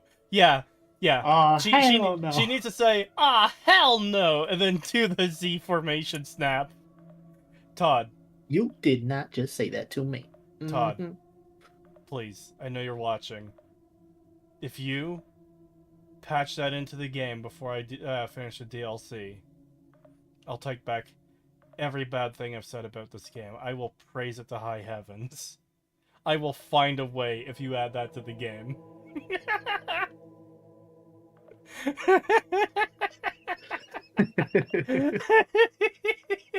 Oh no, he didn't. Lord have mercy. Like his father. See, other people sell their souls and become shills for money. I do it for ridiculousness. before him has relied on the teachings Oh, of hell Jinan no. to guide Y'all us. Balgruuf sounding ass. Y'all be Anasko crazy. wondered if perhaps it was time to seek guidance directly from the Great Serpent, and so sought a means of reaching out. Perhaps he found the teachings inadequate. Careful, Kadik. You tread on dangerous ground. I mean nothing by it. We simply were never consulted on the matter and do not know the full motive. The point is that a series of experiments have taken place over the years, utilizing grav drive technology to hopefully make direct contact with the Great Serpent, similar to Jinan Varun's initial meeting. And then something went wrong. We do not know what happened. We were not inside the Scaled Citadel at the time. Had we? Bruh. They call the space station the Scaled Citadel. Fucking cringe. But also, the Scaled Citadel, and it looks nothing like anything to do with snakes. Aside from that, like, one modern art piece hanging from the ceiling. Ben, we wouldn't be standing here now. We'd be like the rest of them. A great tide of energy emanated from the Scaled Citadel and swept across Dasra. Much was destroyed in its wake. Those caught in the blast have been left in a state of confusion, trapped halfway between our universe and the Vortex. The Citadel itself remains in such a state. Right there and yet beyond our reach. We can only assume that the experiment is still running, somehow preventing us from entering the Citadel. We cannot get in, so we cannot stop it. We're beginning to lose hope before you arrived. It has only been a few weeks. So There chat, have been efforts it looks to like put we were together right. some... The vortex is basically some separate place or dimension. That's if they're right about this. It could just be like... As if they're right. Yeah. Yeah. You know what? It's Bethesda writing. They just know, even though they have no fucking, like, means of knowing. Also, he said with that line about going into the Citadel, the experiment might still be ongoing. I don't think they named their... So, the previous one implied the Star Station was the Citadel, but this guy implies that the big thing behind him with the blue thing might be the Citadel. So why did they do Yeah. the same experiment twice? Yeah, because they said no one has been able to get into the Citadel. It's like, oh, I guess you don't mean the space station anymore. Okay, whatever. I need to grab this comment. Ron Weasley on math. Yeah. Bloody hell. You know, the ending he got in the last Harry Potter movie led to a very different outcome than what people might have assumed. Female Ron Weasley on meth. This is a guy. It's a male.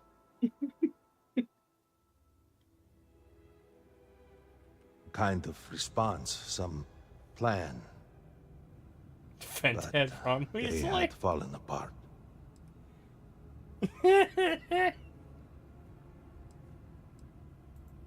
Your arrival and your interaction with Anasko shows that he can still be saved. A plan had been devised to access the Citadel, but the work stalled. Clearly, it is time to move forward with it. The current head of our science team, Ekris, should be in Jinan Pla- Ron is looking to steal my fucking catalytic converter. This is what happened to Ron after Hermione divorced him, and he developed an addiction to chocolate frogs. Dude was a freak when it came to that snack trolley. I love seeing it. That's the guy. So many people get confused.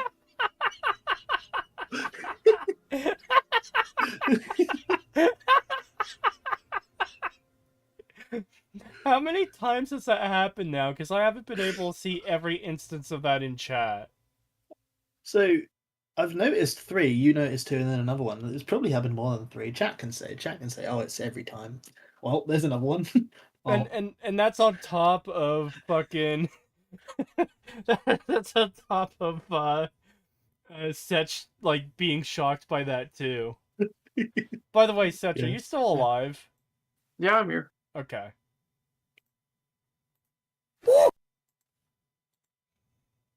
As of down below us, towards the Citadel. Tell him about your experience with Anasco. And that work Past on the the morning splitted device door. must proceed.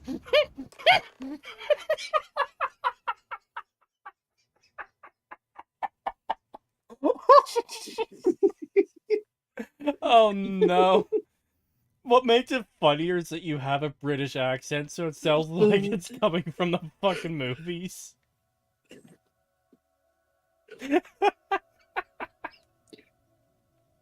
Bloody git. Did you put your name in the goblet of fire?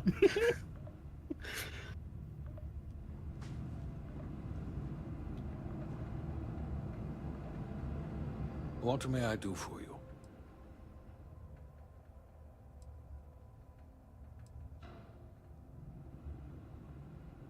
Indeed, Serac was my cousin. I know they were assigned to the Oracle, and Malabor relayed their final report sent by the station. They walk with the Great Serpent now. Hey, your cousin that was on that space station, I personally killed him. How do you feel about that? Why'd you get a jaw tattooed on your face? Stop walking away from me. Damn, he's like freaked out by me. The Council is here, should you require us. I have no concept of personal space, my friend. Hello, Vindicator.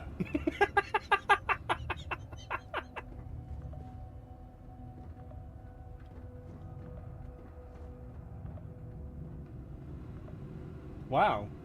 I've never seen characters in Bethesda game do that, where like, you get close to them and they just move out of the way. Yeah, it's usually just a stumble animation if you get if you walk into them too quickly. You're closest to the door. How far can I push you? I confess I am still not used to seeing such a new face, especially not here with the Council. Come on, we're going on an adventure. We're going on a little adventure. Come on. Come on.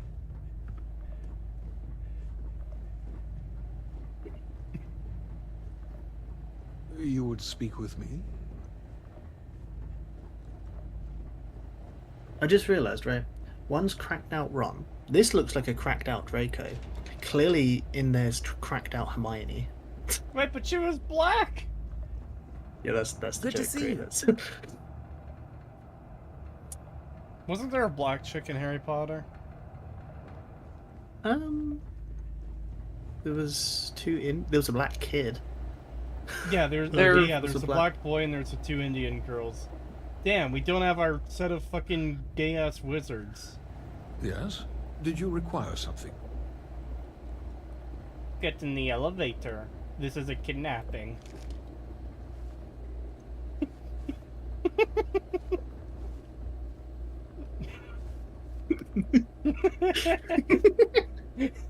If you call for the fucking guards, I will kill you. Joke's on you. I'm essential. Do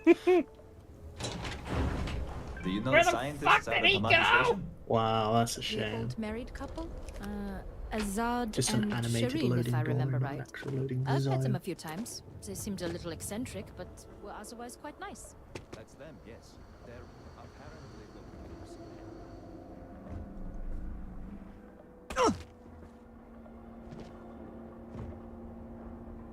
You see, Kretosis, they turn all the redheads black in the new TV series. I hope that series ends up being good.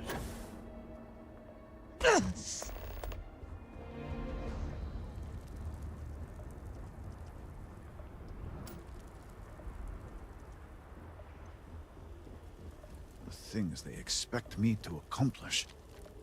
Hello, are you not completely shocked by a new face here that you've never seen before? You just Hey. had a quest pop Well, up to stop an look who it argument is. in the plaza. You If you have don't made do quite that a quest, stir. will they just be arguing forever? I hope so. Also, I had to wait for him to put away his gay little data pad to talk to him. I tried to talk to him, but he had his gay little data pad out. Sorry, I was watching porn. Let me put that away. And given the state of things, that is a singular accomplishment. To what do I owe the honor, Vindicator? Did he now? How magnanimous. But approval is approval, and I will gladly take it. I will spare you much of the technical detail, as I confess that pieces of it I barely understand myself. One cannot help but notice the energy field around the Scaled Citadel. Until we can get through it, we cannot shut down the experiment inside, and it has proved quite impossible to get through. We had the beginnings of a plan to build a makeshift contraption to redirect grav drive energy to see if we could penetrate the barrier, but the project came to a halt. Politics got in the way.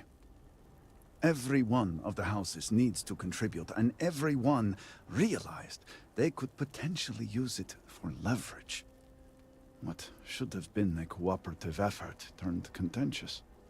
Easy decisions became negotiations. And so, construction never began.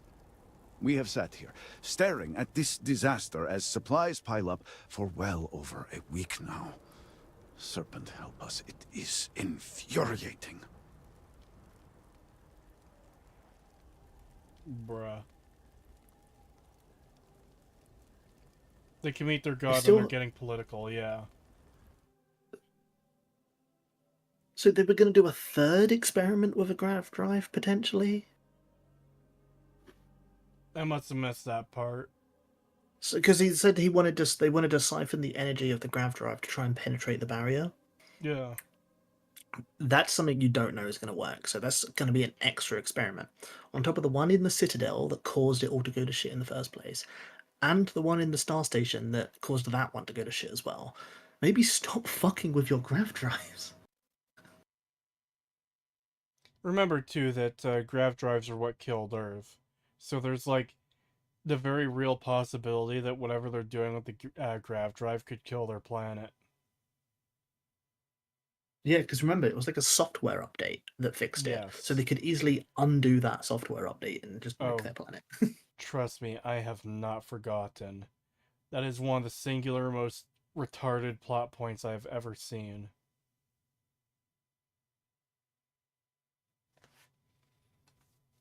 Kree, I'm begging you, play something like Duke Nukem Forever. It still sucks, but it's better than this. Unironically true. I'm gonna shove a missile up your grav drive. Including the fact that he was like made a joke that his favorite babes were knocked up by aliens, and it's just like, what a weird fucking game that was. Yes, Themis, the dude that is like the first Starborn figures out that the grav drive is going to cause this issue, and has like a delayed effect. He's already, but he can just do a patch. He can hide it in a patch to fix the issue for all future grav drives. It's so much worse than that. It's so much worse than that. Oh boy. How do we even tackle this in like a concise way? Alright, so we don't even know if this guy's the first Starborn, but there's a guy, a part of NASA, who I think he lands on Mars and he finds the first artifact of like what the Starborn are looking for. And when he touches it, he like meets a Starborn version of himself that tells him about the grav drives, how to make them, and how to start exploring the rest of the universe, but it will kill Earth. And they start experimenting with the grav drives and like building them, and by the time all the other scientists realize, wait, this thing is killing our planet and it's too late to stop it, but he's like, yeah, we can do a software update that will fix it, so it won't kill every other planet we go to. And all of that is fucked already because he knew about it the entire time and didn't do anything to attempt to save it. And he also just made the decision to fuck over all of humanity because, but we can explore the stars, though. When, like, you could have done that without killing Earth. Yeah. And also, like, just a side note, all of Earth's, like, animals appear to be extinct because we see no, like, all the animal life we see in this game, as far as I know, is all alien life. You don't see fucking giraffes, horses, dogs, cats, fucking anything. And this gets even more stupid when you consider that this is a multiverse game, and every universe you get put into is the same aside from the 10 gimmick universes. And in every universe, if you play out the story fully every single time, it's always the same few Starborn and Constellation going after the artifacts, meaning no one else is going after the artifacts. Meaning, how did this guy, like 100 or 200 years previously, find all the artifacts to become a Starborn himself so he can meet a Starborn version of himself? And fucking, like, because Constellation finding the artifacts appears to be the first time it's been done in this universe. And, like, where are all these other Starborn coming from? Because none of them are related to Constellation at all. And where's the Hunter come from? And, not just the Hunter, but, like, fucking gay-ass priest man who's a, like, generic religion guy. Where did they come from? Because they have no direct connection to Constellation, who, again, are the only people in the base universe looking for the artifacts. And the rest is just Starborn, who are already Starborn. It's completely fucked at, like, every level. Why are you thinking about this, Kree? It's about Space Wizards for idiots. And why don't they colonize the planets? No, you see, that's something that I'm gonna have to fucking do a deep dive on, the fucking colony wars, because you have all these planets that you can build colonies on, but apparently there's some reason we needed to fucking fight a war over making colonies or something. And they even had mechs, and the mechs were banned, so that's why you don't see them anymore. But they even had these, like, big-ass fucking war mechs that don't exist anymore for some reason. And they've been banned, they're illegal, but, you know, criminals break the law, so why the fuck don't any of the criminal organizations in this franchise, well, in this game, have any fucking mechs? They can only settle 3 planets per faction. That's retarded. In fact, that makes things worse, because we see New Atlantis, we see, Aquila, we see Neon, and it's like the 3 biggest cities of humanity, and they're all fucking tiny as shit. Kretosis is trying to explain why banning guns doesn't work using mechs. It's true, though! It's true! Hey, here's a fun fact about criminals. They don't follow the law. Yeah. Even better, though, part of the whole thing about the Earth situation is that you are told point blank by the other Starborn that Earth was intended to die, and was it a worthy sacrifice? You're not allowed to, like, say, no, it's retarded, he could have fixed it the entire time. Like, you can't say it any other way. It's, no, Earth had to die for this to happen. And then they play it off as like, well, if Earth didn't die, then people wouldn't want to go out to the stars. Like, what? It's so fucking stupid.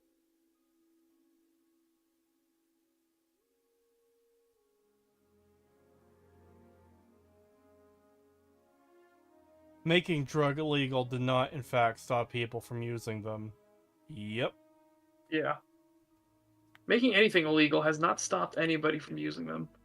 I wouldn't say stopped anybody. Like, there's definitely going to be a percentage of people who are like, Yeah, that's Yeah, illegal. I I'm not should gonna say. do it. I'm not gonna risk my life. Not even my life, but you know, jail time, whatever. Yeah. But I didn't mean to say anybody. I meant to say it has never stopped it from like nobody ever using it. Is what I mean. Is what I yeah, meant to say. yeah, because you're always gonna have those people who are like, I don't give a shit. I'm gonna do what I want.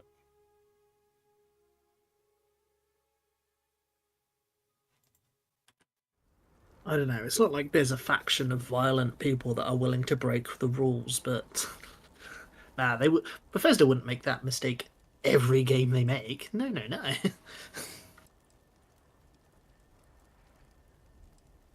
Indeed. All must serve. I believe I've done enough complaining for now. Time to get to work. If you're here, the Council has likely sent word to the houses that it's time to stop the infighting. I doubt it will be enough. I need to oversee construction here, make sure things are built to specifications. If you could follow up with the houses, that may speed up the process. Oh god. Here's your list of chores you need to do. I appreciate that someone around here is eager to get to work. House Vetol owes us access codes for the city power grid. It's the only way to guarantee enough power to activate the device. House Kadik was supposed to provide a young scientist named Sahima to help me. She had at least some experience with the original Citadel experiment. No idea why they refused to send her. And Hasmek, the new elder of House Dulkef, he has been distant, guarded. He claims to have vital information about an important component of the experiment, but has withheld it until now. Help me get what we need, and we will see what we can do for the Speaker, and for House Varun. And I may have something that can help you in whatever trials the Serpent puts before you as we navigate this. We have been nearly overwhelmed with all that has happened over the last few weeks, but I have still spent some time doing my own research when I can. These phantoms, the vortex. Fascinating subject, really.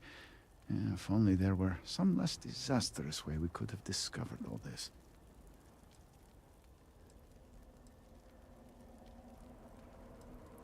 I know. I have lost friends and colleagues myself. We have encountered several interesting phenomena. First, while the phantoms shift to a fully human form when killed, they often retain small shards that appear to be an almost crystallized version of vortex energy. Second, we have learned that killing the phantoms sometimes causes an even greater disturbance. Horrors, as they have been colloquially termed, can appear from somewhere. We are unsure of their origin, but it is not within our universe. These horrors and their spawn are infested with cysts, a seemingly organic manifestation of vortex energy. We have managed to collect enough to run experiments and have devised a method of combining them into an explosive mixture with varying properties. While they have no use in the development of the morning device, God. If you find yourself out in the field, I believe they could have more practical applications. What was that? Dude just started fucking talking and you want him fucking shut up. They're finally providing some fucking lore about something. It's the most boring shit imaginable. Stop, your forehead is too loud. God. They made bombs out of the dead. Is that what he was saying there? I know he's like, oh, they have this crystal thing, but they turn back into human, but they still have some crystal left over. They really suck at exposition. They do.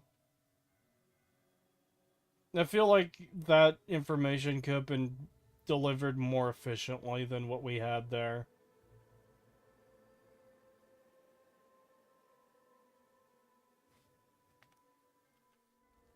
The process is simple enough that any industrial workstation should suffice, if you have the materials.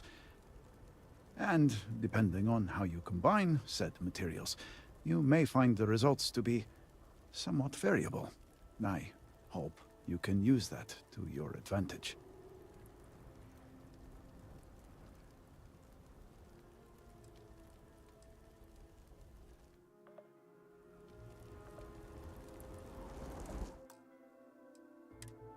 I was trying to use the wiki for some information, but that wasn't going to work because Somebody nobody help me! updates the fucking wiki for Starfield because nobody cares. Yeah. In fact, I'm glad you mentioned that because,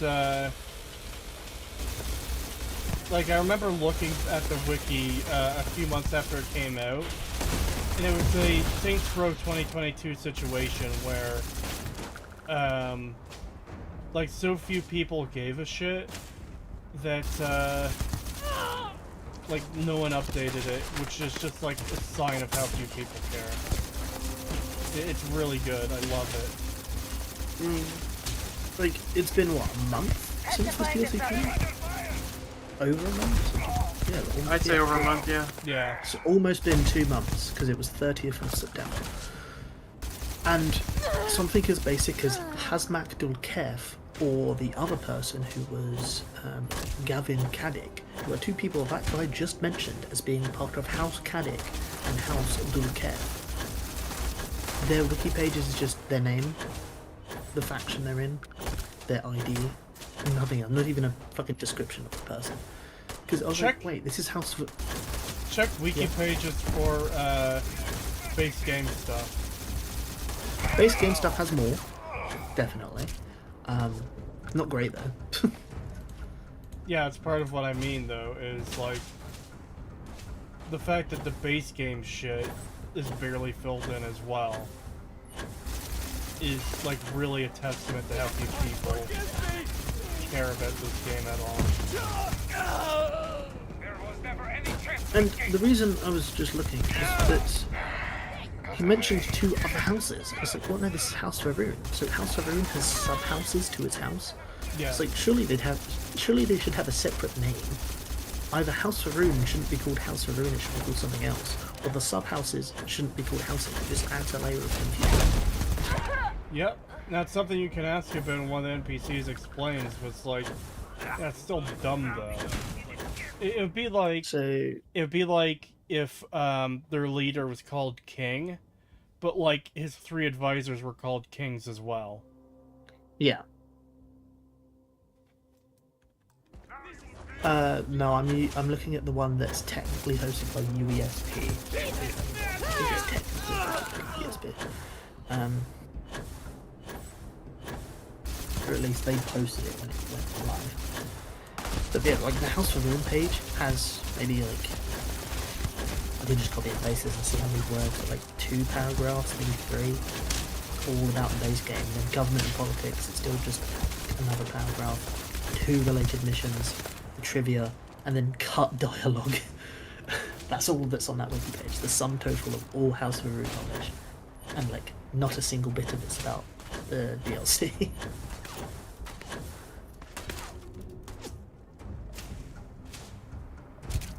I think I'm gonna call it here. I've been going just over 4 hours. I'm feeling pretty tired. And, yeah. I'll come back to this in, like, next week maybe or something. But To man... the person in chat who asked, Andrea has about as much information as her entire faction does. But that's mostly because she also has extra quests unrelated to her thing, and New Game Plus option, a bunch of dialogue that they have in there. So Andrea has like maybe 3 to 4 times as much information on herself as the faction she belongs to does. That seems pretty fucked to me. And that's like, if you're talking about a character who has like a very, very extensive history, it's like, okay, sure. But if you're talking about this random shit-ass character that, like, yeah, she's part of the main story, sure. But you're also, like, comparing her to a faction that's, like, an entire religion and has this, like, split thing going on where there's the crazies that attack people and this group here that remains isolated, and blah blah blah blah blah blah blah. It's like, Jesus Christ.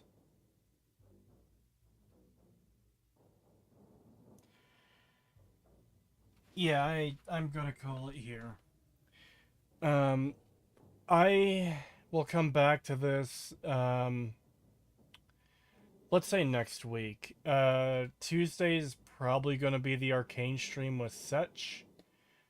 I work Wednesday, Thursday, so that'll mean I'll have, Friday, Saturday, Sunday off. I'll probably stream it one of those days, I guess. Not this Friday, Saturday, Sunday. Next Friday, Saturday, Sunday. I mean, I don't know what else to say aside from, like, I'm just feeling a lot of what I felt with the base game. Why should I give a shit about any of these characters or their fucking problems? Just It's feels either so boring lore forced. dumps, Yeah. forced dialogue, forced interactions, pointless choices like, oh, you get to be called the Vindicator. And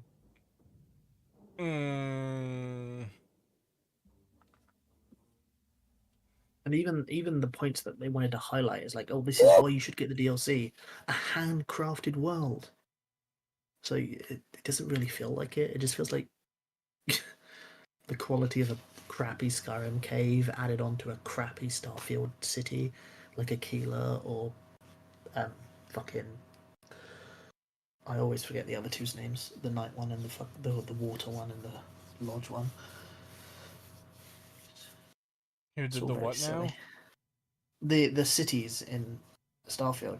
You've got Aquila City, New which is the one I always Atlantis, remember. Aquila, and Neon. They're right, yeah. It's just more of the same. Forgot Arcane had a new season? Well, you best get back to forgetting that. Yeah. Don't watch it. Damn, that sucks.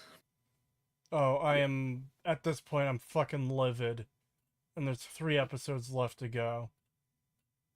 I'd seen because I didn't watch the EFAP that they did, but I was in Mauler's server seeing people like the arguments that were happening on people defending it and then people hating it. It seemed like it wasn't a good thing. I Yeah, didn't it's start a off disaster. hating it. I'm rapidly approaching that point. Wow. Yeah, I started off as like annoyed with it, and now I've quickly approached like this fucking sucks. Yeah. Yeah, they've ruined everything except for the fucking art style. I don't think a single character comes out of it unscathed. A lot of the plot lines have been fucking destroyed or forgotten about or fucking, like, with what they've got going now, there's no way to solve everything in a satisfying way in just 3 episodes. And keep in mind, one of the main characters has had about 5 minutes of screen time. I might actually time that if I end up making the video. But one of the main characters has had actually 2 of the main characters has had about 5 minutes of screen time across 6 episodes. And at the end of, I think, the 3rd episode, they fall into a Tism portal, and we just haven't seen them again. Is that the fucking meme I kept seeing where it was just a dude in this weird glowing blue wall of like weirdness? That was a very weird meme in Mauler's server. A blue ball. A blue wall. Let me get. Wall. Let me get. No. No, that's something entirely different. Ah, okay. It was just a meme in their server. He's in like a. Actually, it looks more like a bubbly pool. Yeah, they might be memeing on Victor. This maybe. thing is. This image got memed a bit, and I'm like, what the fuck is this? I assume it's yeah, that is Victor. Oh yeah, that's Victor. Yeah, speaking of, like, no one reacting in shock and horror to what the fuck this thing is. Mm.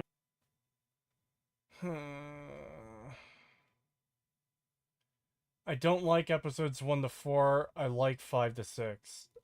I don't know how. Yeah, I don't understand how, because those are where even more problems happen.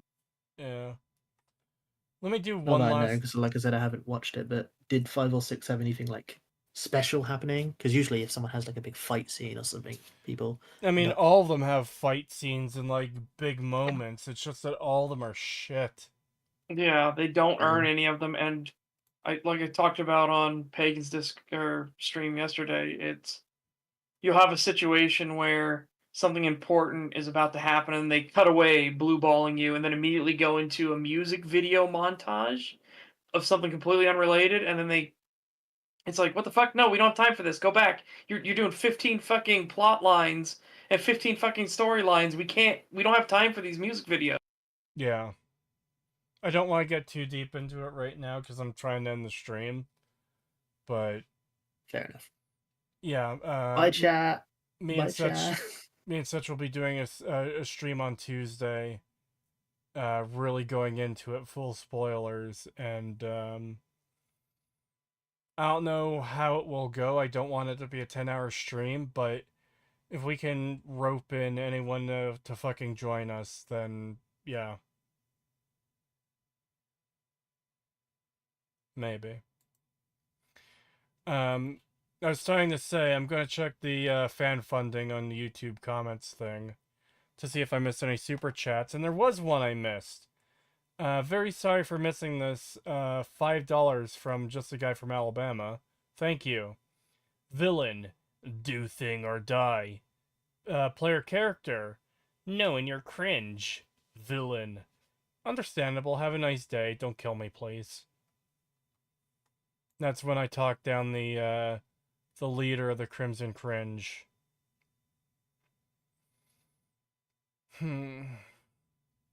Alright.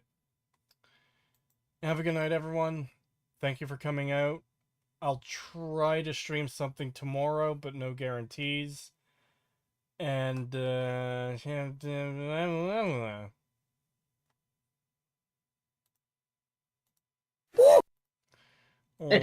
whores.